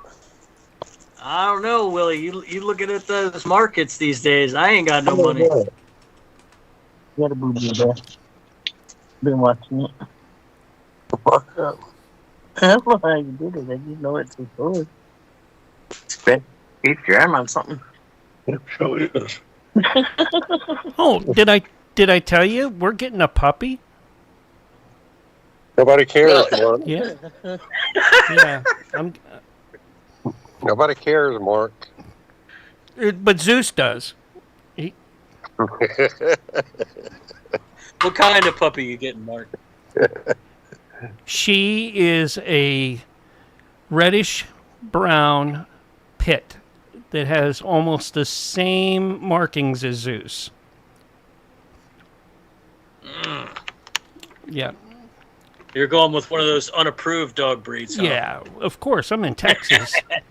You know, hey, we're Can't not have here. no whiskey We're dogs not around those here. big. We're not here to do the rules. We're here to, push the rules, not break them. Just, push them.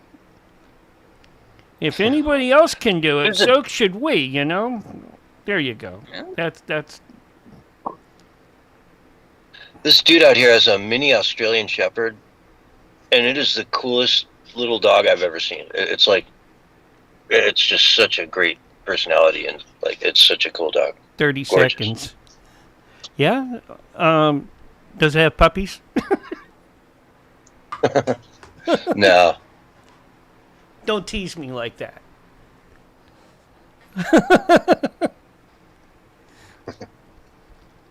I'm in a really good mood tonight. I don't know if you guys knew. But anyways, here's your countdown. 5, Try interrupting Willie here in a minute. You'll see a 4, good mood. 3, 2, One, I'm going to try not to. And you're live and on the radio side right now.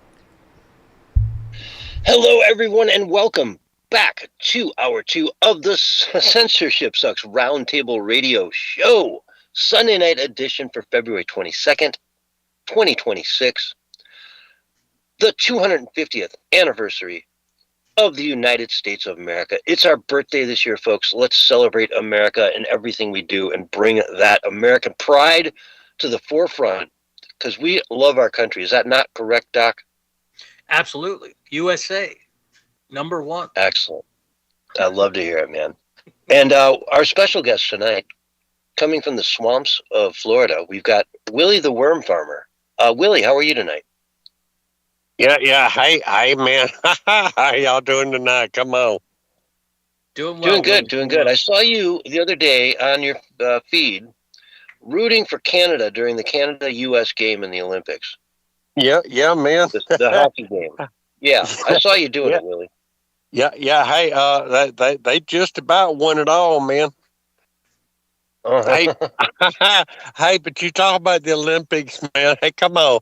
Hey, that's some funny stuff they come up with. Hey, I was watching the Loogie team, man. The men's Loogie doubles. Luge. It's called luge, not loogie. Luge. What is Luge? Loogie, man. Hey, what I want to know. Here's what I want to know. These two dudes, man. Hey, I'm watching this thing. This one dude, he lays on this board, and then he got another dude that lays on his back on top of the dude on the board. Hey, I want to know. I want to know who thought that was a good idea, man. Who come up with that sport for these two dudes? Hey, and then I can't help but think if it wasn't something else going on there, man. Hey, these two dudes was getting it on or something or another, man, and they decided to make a sport of it. Could you imagine being on the luge team and like being told that you're on the tandem luge and not the single luge? Yeah, that's what I'm talking about. That's what I'm talking. Yeah, but the tandem luge, man, they got to decide who's going to be on top. Yeah, no. That's funny right there. I don't care who you are. Come on. Hey, True. Hey, Very funny. No, one man luge, is that different from the skeleton competition, right? You know what I'm talking about? Yeah, skeleton. I know. I mean, I know that there is a skeleton competition. Hey, because I looked it up, man. Hey, did you know? Here, you probably didn't know this, or you probably knew it, or forgot you knew it, or Well, that's I why don't you're know. here. I want to ask you. Yeah, no, hey, they got all kind of different sports this year, man. For the Olympics for the Winter Olympics and for the Summer Olympics. But they got this one that they're trying out too, man. It's like mountaineering. It's the first time this year that they've tried mountaineering. And these dudes, they go up this hill. They go up this hill and they got carpet tied to the bottom of their skis, so that they can walk up the hill. Skins. And they got a good grip, and then they want to go downhill, so then they got to take the carpet off of their skis so they can slide downhill. They call it mountaineering, man.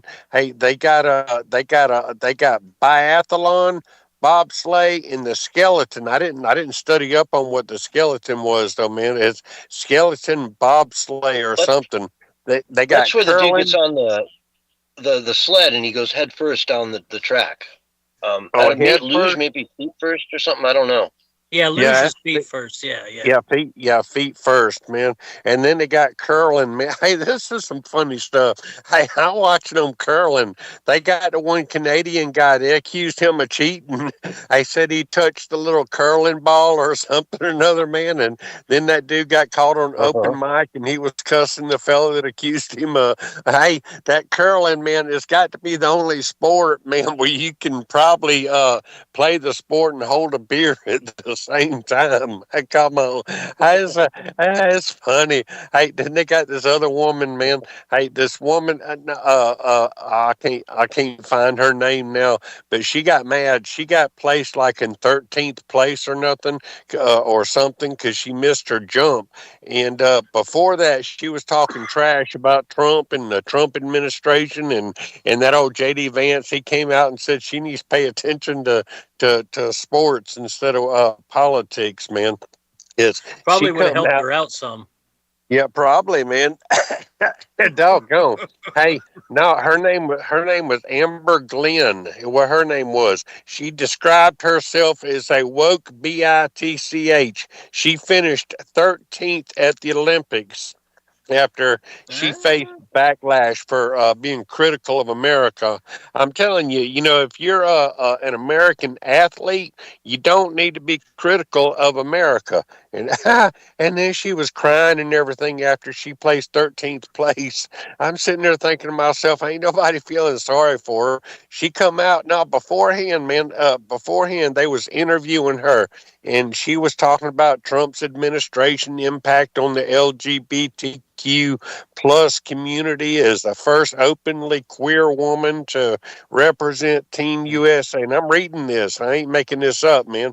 Represent Team USA in Olympic figure skating. She pledged to use her platform to advocate for human rights, sparking a debate on athletes' political expression. And it goes on and on and on, man. But I'm sitting there thinking about that. On her business. She should have Huh? just focused on it. She should have just focused on her business. Maybe she would have got the top 3 or something. Yeah, something like that. And then think about how, like, I'm sorry, just think about how ignorant she sounds to the rest of the world when she's fighting for these things in the United States that already has all that. It's America. You got all that. Yeah, Exactly. Yeah, exactly, man. I'm telling you, there's some crazy stuff that goes on out there, man. Hey, in other news, man. Hey, Snoop Dogg. Snoop Dogg. He ordered a bunch of stuff from a restaurant in Italy, man.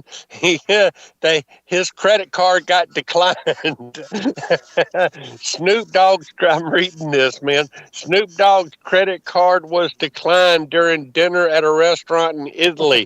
So he, yeah, you can't make this up, man. He repaid the owners. He said, "Hey, look, I can't pay for this food. My credit card got declined, but I got these 5 free tickets to the Winter Olympic snowboarding finals." The lady at the restaurant, she said, "Well, thank you. I appreciate it." No, it's like how you gonna pay for your food with Olympic tickets?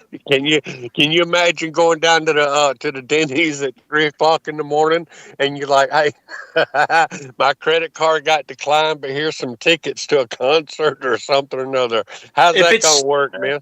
If it's Snoop Dogg, he should have had some jewelry on he could have paid for. Yeah, hey, you would have thought that somebody that was around him or something could have paid that bill, man. Hey, but that's a true story. That's what happened. I can't imagine Snoop Dogg is just dead broke nowadays, right? Like, he's got money. I don't. It's got to be some overseas, I don't know. His card was put on pause because it was in Italy, and he didn't tell anyone he was going to Italy. Yeah, you know that man's rich. He got money. I mean, and you figure he'd have like a money man with him. Don't them rich people got money men with them that carries money around, like, chump change, like they got $10,000, just for miscellaneous or whatever. They used to. I don't know about anymore, but they used to. Yeah. Yeah, an entourage, they call it, right?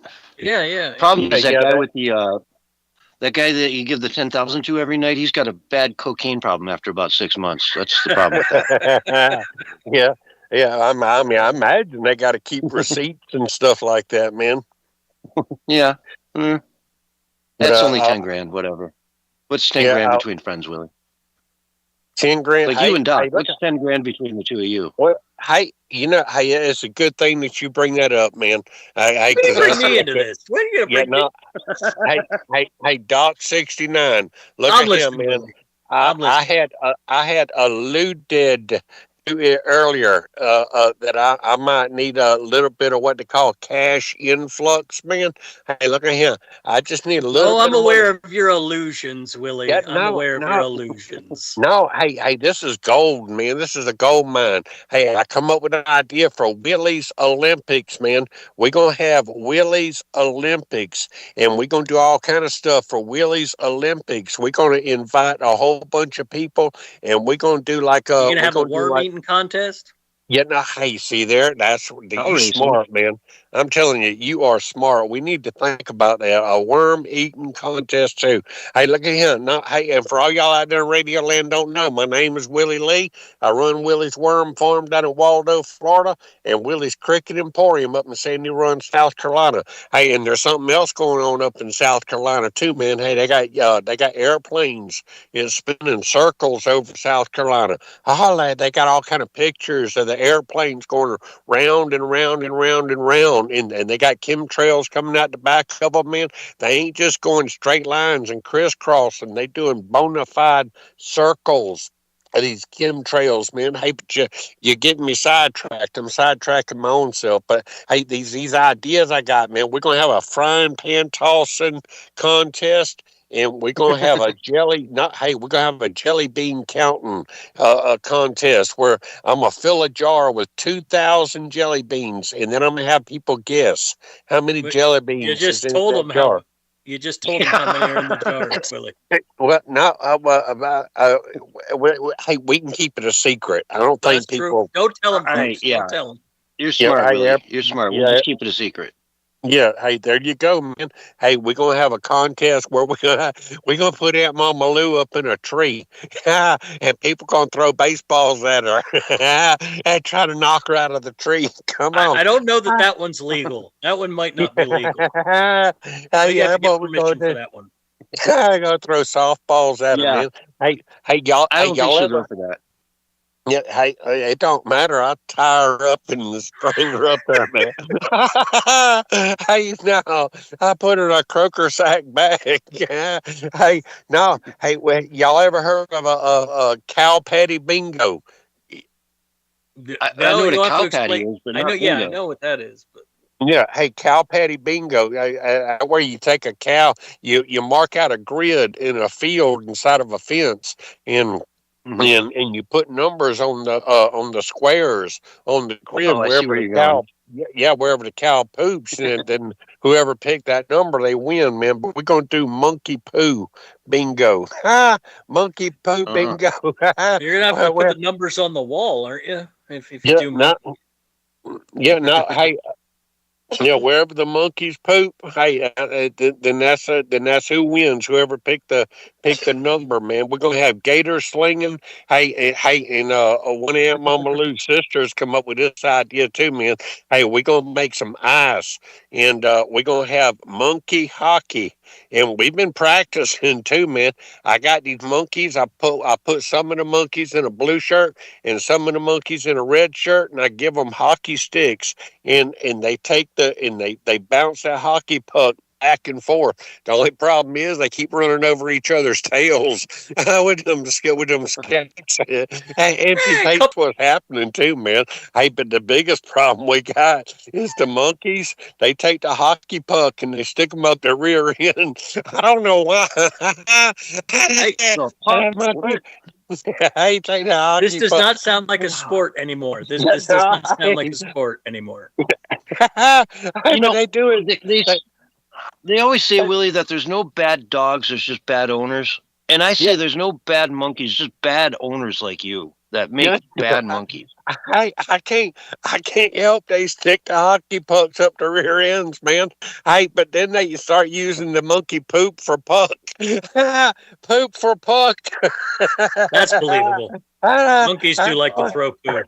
That's funny right there. And that poop, it gets all frozen and everything, man. So it makes a good puck. Look, hey, hey, you gotta have ideas, man. If you ain't got ideas, you backing up. Hey, I'm gonna tell y'all something else too, man. But I imagine, look at here, Doc 69. I probably only need about $50 to get started, man. Hey, but there again, and I can pay you back too, because I'm gonna get some proceeds and stuff. Hey, and Mark Wojciechowicz. Hey, look at here. I know you're the producer of this here show, but I just want to go ahead and give you a heads up, man. Hey, I've been working on another radio show. Hey, and these people, we in negotiations right now, man. There's a radio show out of North Carolina, and they might be wanting some Willie, Doing your man. CB off of a billboard sign, it's not really a radio station. But it is though, man. I'm telling you, it is. Really, Hey, that's for just y'all a out there, trucker. It's not a station. It's a guy in a truck. no, Yeah, hey, you get like 4 or 5 of them at once, maybe. well, that's what I do, man. I bounce them off of trucks, man. And one truck will pick up my signal, and then it'll broadcast the signal from one truck to another truck, man. Hey, and we all over the southeast right now. We're gonna be nationwide by the time it's all said and done with. Hey, and look at him. Hey, Aunt Mama Lou is selling gift cards. I don't know where Aunt Mama Lou is. I can't get a hold of her, but one of her sisters come over and told me that they're selling gift cards. They're $100 gift cards, and they're selling them for $25. $25 for $100 gift card. You can't beat it, man. Hey, and if any of y'all's interested in these here That $25, sounds like a Nigerian prince scam again. Yeah, this sounds like a scam, Willie. I don't want you spreading scams on the radio show. We've talked about this one too many times, really, if you ask me. you know what? Hey, I don't want y'all talking bad about Nigeria and the representative for the King of Nigeria. He don't appreciate y'all talking bad about him. But look at him. I'm gonna have me some deals too. That's where the real money is going to come in. Is because I'm gonna get corporate deals. They got this woman. She broke the Olympic record. Her name is Milano Cortina. And no, that's where they played at. I don't know what her name was. She's a Dutch star, 27-year-old. Where's her name at? Hey, but she unzipped her suit, and underneath her suit, they said she was showing her underwear, but all it was her showing like her shirt, and her shirt said Nike on it. Yeah. Hey, and it's illegal for a corporation to sponsor an Olympic team member, and people are speculating that what she done was made a deal with Nike ahead of time, kind of like secret like, that she got paid by Nike to show Nike on her T-shirt. But then she got in trouble and said that she was showing her undergarment, is what they call it. And her undergarment had Nike wrote on it. Hey, she's in trouble now, man. Her name is Juta Leardam. That's her for real name, man. She could come over and show me her undergarments. I won't get mad at her. She pretty, man. I'm telling you. I mean, look at her. She ain't pretty as Sidney Powell, but she's pretty. Oh man, I see a Nike logo on someone's undergarments. I'm thinking, just do it, you know? Yeah, that's exactly. That's where I'm at. Yeah, hey, and that's what I'm thinking about doing, man. I'm gonna get me some of my my underwear, my chumderwear that I use, and I'm gonna write Nike on them. Hey, and I can probably make a lot of money like that too, man. Willie's Nike chumderwear. Hey, look, hey, I'm telling you, you gotta have Nike. ideas. You better talk to Saul Good about that, because Nike might get a little angry. They tend to get a little upset about that. Yeah, well, hey, if it's actual Nike underwear, though, I mean, what are they going to do about it? It's well, if it's real Nike underwear, yeah, that's true. That's true. Well, yeah. we won't really call it Nike. It just say Nike. Ah, there you go. Nike. Yeah. Works for the Chinese. Hey, look at Willie's Nike. Willie's Nike underwear. It ain't Nike. Hey, I wonder how the Chinese folk pronounces Nike. There are places in the world. I think Australia calls it Nike. Right, instead of Nike, Adidas. Right, you've heard of Adidas? Yeah, instead of Adidas. Yeah, hey, I remember one time, man, there's a place over in Germany. It was called Herzogenaurach. In Herzogenaurach, they had a company called Puma and a company called Adidas, man. Hey, and it was two brothers that owned the company. One brother owned the company Puma, and the other company, yeah, 'cause I spent some time over there in Germany land, man. Hey, and I remember going to this That place. explains a lot. Yeah, no, hey, I went through the Yeah. dumpsters, got a bunch of free shoes. I'm gonna tell y'all something. Hey, I got me this girlfriend nowadays, man. Hey, she done taught me, and this is a different girl than I had way back when. This girl right here, she taught me how to dumpster dive. We go back behind, there was one dumpster diving girlfriend that I had, but this one here's a different Sounds like you're dumpster getting your diving ladies from girlfriend. Portland. Yeah, no, hey, we got. Hey, you get free pizzas and stuff, man. Hey, go back behind the Domino's pizza. Hey, and Krispy Kreme donuts. Oh, look, man, Lord have mercy. Bags, man, bags and bags and bags of donuts, man. Free donuts. Hey, y'all try it, man. Go back behind the Dunkin' Donuts and the Krispy Kreme donut place, man. Hey, you get all the free donuts that you can imagine, man. Hey, and then you go to these little places back there in the woods, and they got encampments and stuff, all kind of like homeless people and stuff, but they ain't really homeless. I don't figure they homeless if they got a tent back up in the woods. And some of these places look real nice, man. They got king size mattresses and dressers, and they got TV and Wi-Fi and all kind of stuff, man. I'm telling you. Hey, these people got it made in the shade, if you ask me. But then again, nobody never asked me nothing. Might be a reason for it, you reckon? Come on. All right. Anyway, folks, we are out of time. Willie, No. thanks so much for stopping by. We've got to go to break. This is the Censorship Sucks Roundtable Radio Show, and we'll be right back after these messages. No, man, flat Earth, man. Hey, we need to talk about flat Earth. Yeah, you got it in. All right. Even though we were a little late on the deal. Yeah, I was a minute late there. Oops. All right, there's another Sunday, dumb Willie. Hey, this thing. You got an extra minute tonight. No, hey, But you were on it, though, dude. You were on it with the dumpster diving girlfriend. Dumpster diving girlfriend. Yeah, I love it. No, but the dudes, man. No, go ahead. Yeah, no, I'm saying the men's luge doubles. Who come up with that idea? Two dudes gonna lay on, one dude gonna lay on top of another dude. That's got to be a French thing. That's got to be from the French. Why don't I have 3 or 4 or 5 of them stacked on top of each other, man? You know, it's like that'd be a contest all in its own. Figure out how many dudes you can stack on top of each other and slide down a hill. And they wear those tight little outfits too, you know. Yeah. You got to feel everything there. Yeah, no, these people got luge shoes.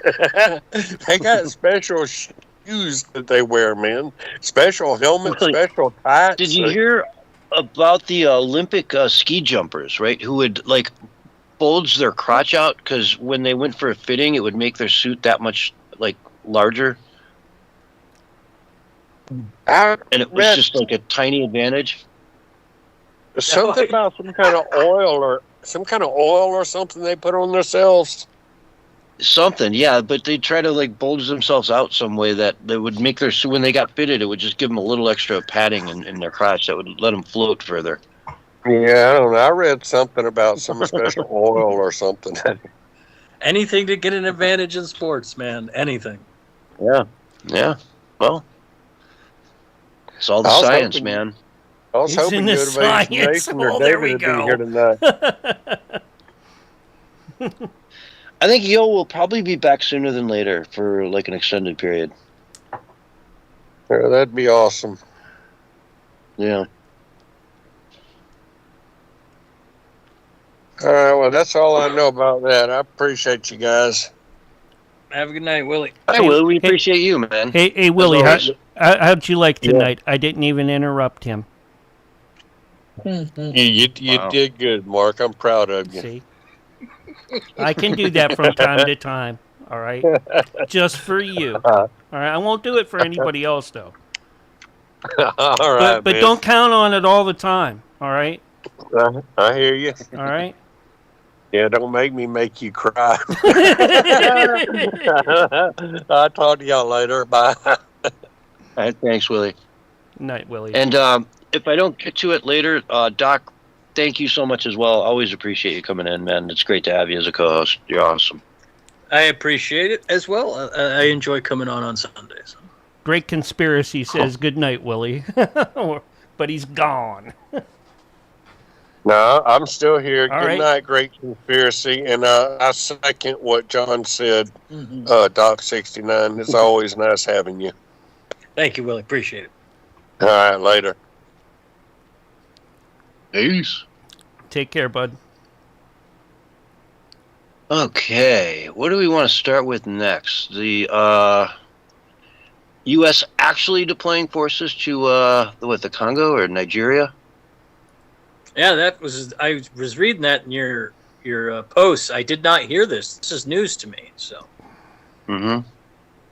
It's interesting. It's not a big deployment. It's 100 people, but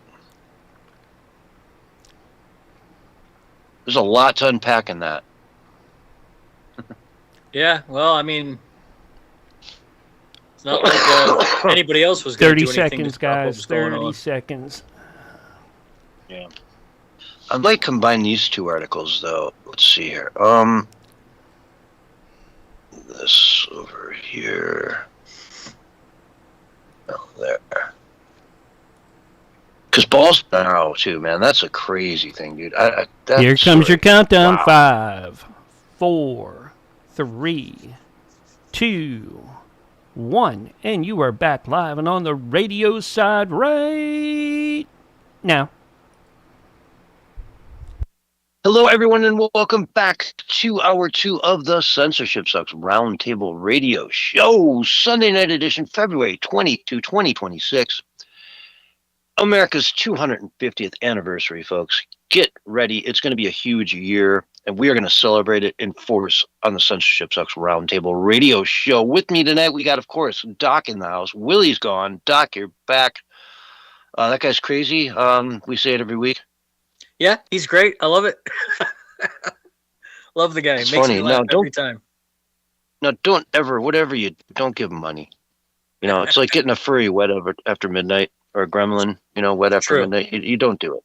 Yeah. No, it's not good. It's just, he's gonna be back with, you know how many cousins that guy has? Quite a few. Quite a few. All they got to do is scrape together gas money to get to Portland, and you're in trouble, mister. This is true. Got to watch out. Although these folks up in Portland might teach him a lesson or two, because the dumpster diving up here is pretty rich. Pretty rich. Yeah. Oh, yeah. It's pretty competitive. It's a sport up there. Yeah. Lots of. Anyways, U.S. forces deployed to Nigeria in response to Christians being slaughtered and abducted by Islamic extremists. U.S. forces deployed in Nigeria, 100 soldiers, basically. And it's a thing. 100 troops, Nigeria. They're training local military and providing support in counterterrorism operations. Reading from Gateway Pundit here. December 25th, there was a U.S. airstrike that targeted Islamist militants. Very different from Islamic militants. Islamist militants. And the goal here is just to help them push back this death wave that's just crawling across their country. Convert or die. Convert or die. There's 57 Muslim countries on this planet, folks. None of them started out as Muslim countries. They all were, in essence, conquered. They were. The same process has happened over and over and over and over again, where they go in, they abduct, they kill. If you don't believe, you're a non-believer. You're less than they are. They're allowed to do things to Islamists, the extremists. We're talking about the 20% of the religion that is, hardcore into it, that would, consider it okay to blow up a bunch of people and you get to go to heaven, and, they're all infidels, so it doesn't matter. And they're just over there trying to push back against this because it's just horrible. What's happening in the Congo, what's happening in Nigeria, Algiers, all over Africa. This is happening, and it's It pales in comparison to what we've seen, happening in Gaza on the other side of the coin. But yet no one ever talks about it. When the Islamists are the aggressors, no one talks about it. When they get their butt kicked by Israel for being aggressors again, it's the biggest story in the world, and everyone puts up Palestinian flags forever. But this is not anything new, folks. It's not a new war. This is the same thing that's been going on across the Middle East, North Africa, South, Central Africa, now Western Africa. It's been happening for centuries. Yeah, and it's been so an ongoing there we fight are. for quite a while. Quite a while this has Yeah. been going on there. Yeah. What's your take on it, Doc? I'll give you the mic for a minute if you want. Well, I'm not a big fan of U.S. military deployments, but it is a situation where, Nigeria is one of those places that has a very high Christian population, and the Muslims very much would like to take over that Christian territory, and allowing the Muslims to take over such a wealthy country as Nigeria, I mean, in African standards, would probably end up leading to more of a migration into to Europe. So I think at the end of the day, somebody had to step in and do something. I was hoping that it would be more localized, but U.S. is really the only ones that has the effort to do it. Yeah, and it's a brutal place. I was watching this travel channel, Snow and Kurt, I think is the name of it. They were taking this van, Mercedes Sprinter van, across Africa. They took it from Morocco all the way down into South Africa, right? And it was a fascinating journey, but the Nigeria part was absolutely intense. That country is insane. It's just non-stop energy. It's people piled on top of people and people and people. It's just massive. And to get out of there, they had two ways they could go. One, when they're going west into, what would it be? Really, the Congo, I think, is just about their neighbor there. There was one country in between. I'm trying to remember the name of it, but it doesn't matter. There was a southern route they could take, but they had to do it in a day with police escorts in bands of like 10 cars that would all go together. Okay. They could go a northern route that was safer, but it was like the Rubicon Trail. It was so brutal. It was no place they should have ever taken a Sprinter van in a million years. And they somehow got it through there. And I don't know. It was just shocking to watch. The stress that they must have been under to know that at any moment that thing could get stuck forever. And they're just going to have to pretty much walk out of there, find, I don't know, somebody to give them a ride to a city that's doesn't even have taxi service, like 1,000 miles from anything in the middle of Africa. And they're an older couple. It was a really impressive, Snow and Kurt, I think is their name. But Nigeria is a really interesting case. It's a country unto itself with all its own, trials and tribulations, and literally, it's the biggest population I think of any African country. And so this is happening. We're over there now, and we've got 100 troops deployed over there. It is what it is. Yeah, many such cases when it comes to Africa. Unfortunately, we've been messing around in Ethiopia and Somalia for years as well. It's just unfortunate the way that North Africa is. It's always in flux and chaos. Yeah. And I mean, you got to ask yourself, why can't they just copy paste all the solutions that, have been created around the world into their own societies? It's called a garbage can. We're going to put one on every corner. And if you have garbage, you just put it in the garbage can and we'll take it away at the end of the day. I don't know. This is called indoor plumbing. Yeah. You'd think there'd be like a Bill Gates out there who'd be willing to say, okay, yeah, let's put indoor plumbing or something, some close facsimile to it of PVP piping or whatever around to just get some of this human feces out of here, But then it becomes a garbage as well, so it gets clogged up, and I mean it lasts a week. You invest millions. I don't know. Well, you got the It's hard to- corruption, and it's a very rough place to try to do things because of the tribalism. Like, a lot of people don't realize this about Africa, but one little country in Africa can have 12 tribes in it, and none of them like each other. And then there's fighting politically, and then there's the corruption, and so Africa has a lot of trouble keeping things going. That's why Nigeria is one of those places I see America's presence as being at least a good thing in terms of keeping things from going over the edge there between the Muslims and the Christians. Because if we lose Nigeria on the coast there and it goes into total chaos, the rest of the west coast of Africa is going to go into total chaos as well. It's one of the few. Yeah, it'll just follow 'em. Yeah, exactly. Like dominoes. Yeah. There's like a dozen or so maybe countries along the west coast there that would just fall one by one by one. Yeah, they just don't have any. They don't have the resources to withhold or withstand these Muslim invaders. Yeah, converters. They're.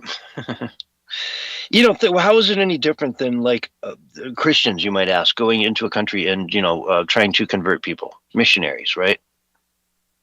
There's a few differences. There's a few. Yeah.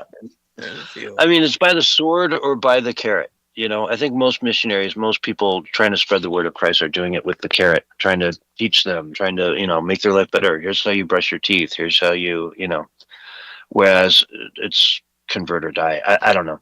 Let's dive into these couple stories, though, because I find the next ones we're going to talk about here absolutely fascinating. Bolsonaro, right? The former president of Brazil was sentenced recently to 27 years in jail for his hand in basically what happened to, I think it was like January 8th or something. It was like July 8th or something. They had their own January 6th in Brazil.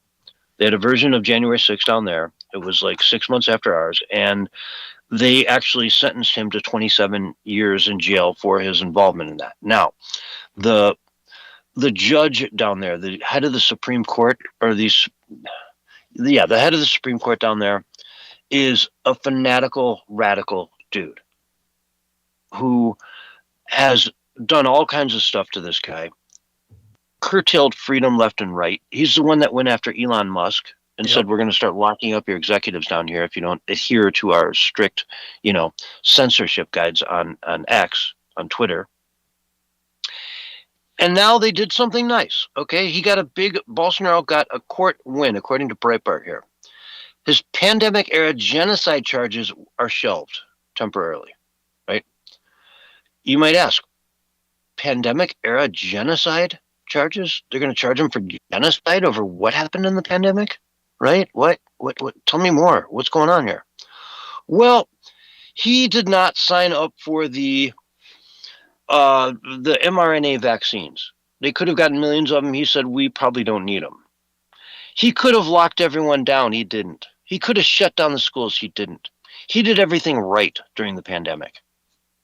And they're trying to say that his not doing all the crazy crap that, the far left was wanting to have happen, lockdowns, distancing, mandatory vaccines, passports to go outside. He didn't do any of that stuff. And they were going to go after him for genocide because of that. That's wild. I mean, you can't make this up. And they just dropped the charges again. It's that's probably a good thing, because even though this is a foreign court, if they were able to get those charges to stick, I can guarantee you that at some point somebody was going to try to do something similar to, like, for example, the Florida governor or the Kristi Noem, who was South Dakota's governor. If you allow these leftist courts in these foreign countries to get away with stuff like that there, it eventually creeps its way into the leftist mindset, and they try to bring it to the United States. So it's probably a good thing that those charges got dropped, but they're insane that they're putting them guy in jail for 27 years. It's crazy. Like it's almost it's what would have happened to Trump if Kamala would have won. That's what would have happened to Trump. Yeah, we'd be living this third world sort of nightmare. Yeah. And it's happening as well across Europe. Don't get it wrong, folks. They're going after people in Germany. They're doing it in a few other handful of situations. They're doing it in Korea. Okay. The South Korean court on Thursday, this is from Just the News, quoting from them. Quote, South Korean court on Thursday found former President Yoon Suk Yeol guilty of insurrection, sentenced him to life in prison after he declared martial law in December of 2024. So, Yeah, no. this was something that he did. It was very quick. It didn't last very long at all. Yoon's attempt to impose martial law lasted about 6 hours. It resulted in mass street protests before Parliament quickly voted it down. The South Korean masterminding an insurrection carries a maximum sentence of death or life imprisonment. Prosecutors have sought the death penalty in Yoon's case. They didn't get it, but they wanted him dead. They last imposed the death penalty in 2016. He's expected to appeal the ruling. He's also facing 8 ongoing trial proceedings and was already given a 5-year sentence last month in a separate case on charges including obstructing authorities' attempts to arrest him following his martial law declaration. Yoon has appealed that sentence. So he was, obstructing authorities who were trying to arrest him. He got 5 years for that. Now he gets life. I don't know his politics, but I do know the new party in South Korea is very pro-Chinese communist. Yeah. Right. Yeah. Very, very pro-communism. So South Korea as well is on the same trajectory here. Your thoughts? Unfortunately, I think the sad part about South Korea is they have such a problem with their demographics. I mean, much worse than what we have even. Their birth rate is extraordinarily low. The women in the country are extraordinarily feminist, while the men are extremely right-wing. And so they have this kind of culture war tension, and that's leaving an opening for the communists. And China would love nothing more than to turn South Korea more to a leftist government. And it's a little more common for a politician to be arrested in that country and put in jail for something dumb he did. But still, it's kind of a signal that there's still this underlying turmoil at the political level where politicians are being put in prison. It's not a nice atmosphere to be playing in, for sure. No, man. It's playing for keeps. Yeah. And it's, I mean, you're talking about life in jail. Bolsonaro, 27 years, that's life. The guy's like 70. Exactly. And he can run for office again when he's 108 years old. Yeah. Now, he's appealing it, sure, but who's he appealing to? Because the Supreme Court Justice is the guy who did all this to him. So how do you appeal that? Exactly. Scary stuff. Susan Rice. We all remember her from the from the Obama administration. Was she Secretary of Defense? State, if I'm not mistaken. Susan Rice came out and said this the other day, and she offers a taste of what's coming should the left retake power. And she's going after corporations and other institutions who have taken a knee to Trump. Think about, as you listen to this, who is she even talking about? Who is like bending the knee to Trump like this? But Susan Rice, folks, this is scary stuff. This is from her Twitter account. But when it comes to the elites, the corporate interests, the law firms versus the media, I agree with you, Preet. It is not. It's not going to end well for them. For those that decided that it was, that they would act in their perceived very narrow self-interest, which I would underscore is very short-term self-interest, and take a knee to Trump. I think they're now starting to realize, wait a minute, this is not popular. Trump is not popular. What he is doing, whether on the economy and affordability or on immigration now, is not popular. And that there is likely to be a swing in the other direction. And they're going to be caught with more than their pants down. They're going to be held accountable by those who come in opposition to Trump and win at the ballot box. And I can tell you, as I talk to leaders in Washington, leaders in our party, leaders in the states, if these corporations think that Democrats, when they come back in power, are going to, play by the old rules, and say, oh, never mind, we'll forgive you for all the people you fired, all the policies and principles you've violated, all, the laws you've skirted. I think they've got another thing coming. Because, just like when Trump thought, okay, I'll redistrict and the Democrats won't have the guts to play hardball, they're going to be surprised. Democrats have had a belly full, and we're not going to play by, the old set of rules when these guys are playing by a very different set of rules. We're going to play by the law. We're not going to violate the law the way they do, but we're not going to be suckers. And so I think, whether you're a law firm, whether you're a university, whether you're media entity, whether you're a big corporation, whether you're big tech, you need to play a long game, not this short game that has been so detrimental. There will be an accountability agenda. Companies already are starting to hear they better preserve their documents. They better be ready for. Wow. Yep. I mean, am I hearing that? Are you hearing that? Oh yeah, they're gonna do witch trials, man. They're gonna go after everybody that supported Trump. They're gonna have to go after Elon. They're gonna go after Zuckerberg. They're gonna go after Peter Thiel. They're gonna go after the administration. They're gonna put people in jail. I guarantee it.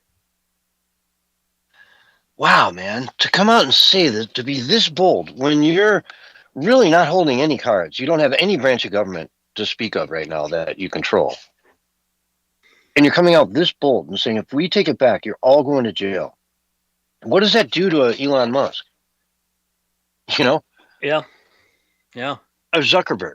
It makes him want to pour money into J.D. Vance's campaign next time around. And I mean money. I mean Zuckerberg. I mean all of them. You're going to come out and threaten us like this? You know who we are? You know how powerful I am? I'm Mark Zuckerberg. You want to mess with me? I spent $400 billion putting your guy in office, and look where it got me. Yeah. A month later, you guys were calling me up on the phone, screaming bloody murder, yelling at me, swearing in my ear about some rando post that you didn't like. Yeah.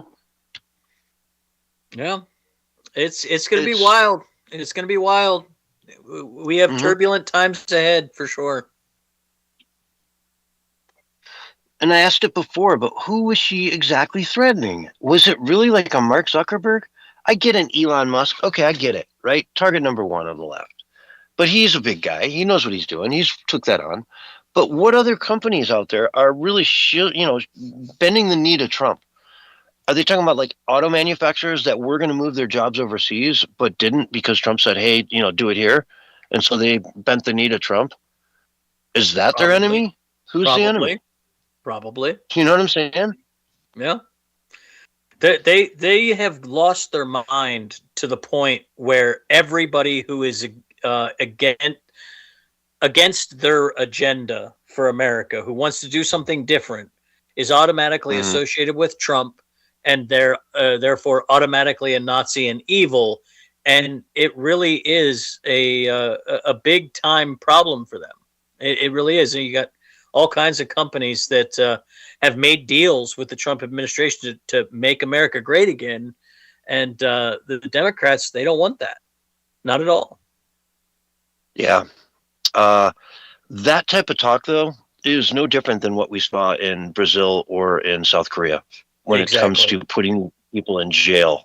So you say it can't happen here, but there's a threat that if they win, it's going to happen here. You're going to go to jail. And we're going to trump up charges against you and you're going to jail. So, well, scary stuff, folks. It's scary stuff. I wouldn't doubt they go after independent media either. Mm-hmm. And you can't tell me that, like, you show me the guy, I'll show you the crime. That if somebody pointed at Barack Obama and said, hey, go show me the crime, that's the guy, that you couldn't come back with a list of crimes that he's committed. Right? Right. Exactly. You can't come back with a way to justify putting him in jail for the rest of his life, putting Biden in jail for the rest of his life, if you really wanted to play that game. Yeah. So they talk about, the Republicans going low, and they're going to go even lower, and they're going to fight back because they have to, because that's how they get. No. He could do some really nasty stuff right now if he wanted to. If he really wanted to send the DOJ after his successors, like they're doing to Bolsonaro in Brazil or to Yoon in South Korea, he could do it today. He's not. Pam Bondi, we're all screaming she's not doing anything, right? Right. Yeah. Yeah, it's a shame that they want to play this game, because I think where it ends is not pretty for anybody, especially the public. Yeah. And yet, it's the play. It's happening around the world. It's not just new to us. It's the way it goes nowadays, Yeah, things have gotten ratcheted up for sure. Yeah. Speaking of ratcheting things up, a 21-year-old dude was shot and killed today at Mar-a-Lago. When asked, he basically saw someone leaving the property. He went in as they left, went in, the gate was open, got his car in, whatever, got in there, had a shotgun on him. Security said, drop the gun. He instead raised the gun, leveled it, and was blown away, killed. Suicide by, Department of Defense or whatever, by the Secret Service. Was this, suicide, or was this what? What was this? But it's a weird thing. I bet you, I'll probably check in on this in a couple days, because usually what happens is we'll get some more details. But I bet you that this guy was pushed online by one of these accelerationist groups to try to take out Trump. I bet you. Could be. There's enough of them out there, It's it's a wild, wild world, folks. It sure is. And we're just going for the ride, It's true. But I promised you guys that we would cover a lot, because a lot has happened in the last week, and I think we've done a pretty good job. What do you say, Doc? Yeah, not too bad. There's quite a bit in there. A lot to chew on, for sure. Mm-hmm. If I missed any huge story you can think of, let me know. It's never happened before. You know what I mean? I've missed stories, but I think we're covering a lot of it. God bless the people of Mexico. I hope everyone, is safe through all this. Iran, gosh, I've been checking the news during the breaks to see if we've bombed Iran yet, because that could come at any moment. Yeah. But otherwise, let's wrap it up here, folks. This has been the Censorship Sucks Roundtable Radio Show. What a pleasure to have each and every one of you out there listening in. It is always our pleasure to be here for you guys to cover the news. So thanks for listening. We're going to end it here, but come back on Wednesday night right here on this channel as we pick up again 6:00 p.m. Eastern Time with the Wednesday edition of the Censorship Sucks Roundtable Radio Show. Thanks for listening, folks. We'll see you then. Great job. Great job. Excellent. I know that. You don't have to tell me I did a great job. We know we did a great job.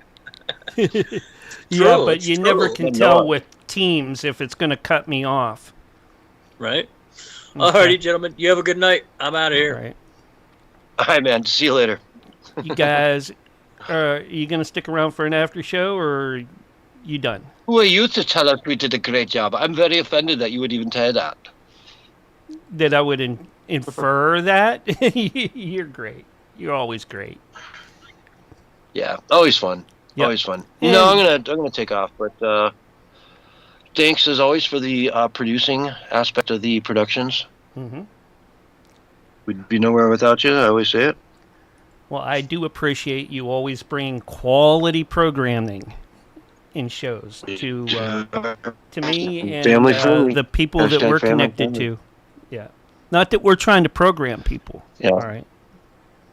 No programming. Just facts, folks. Facts. Just the facts, Jack. So. That's right. All right. I'll see you later, Mark. Thank you. All right. You take care. I'm going to host out to the Great Conspiracy since he's been such a great guy. And I haven't had a chance to host out to him in a couple days or a week. Let me host out to him. And Great Conspiracy, if you're out there listening, please get your stuff set up so that I can host over to you.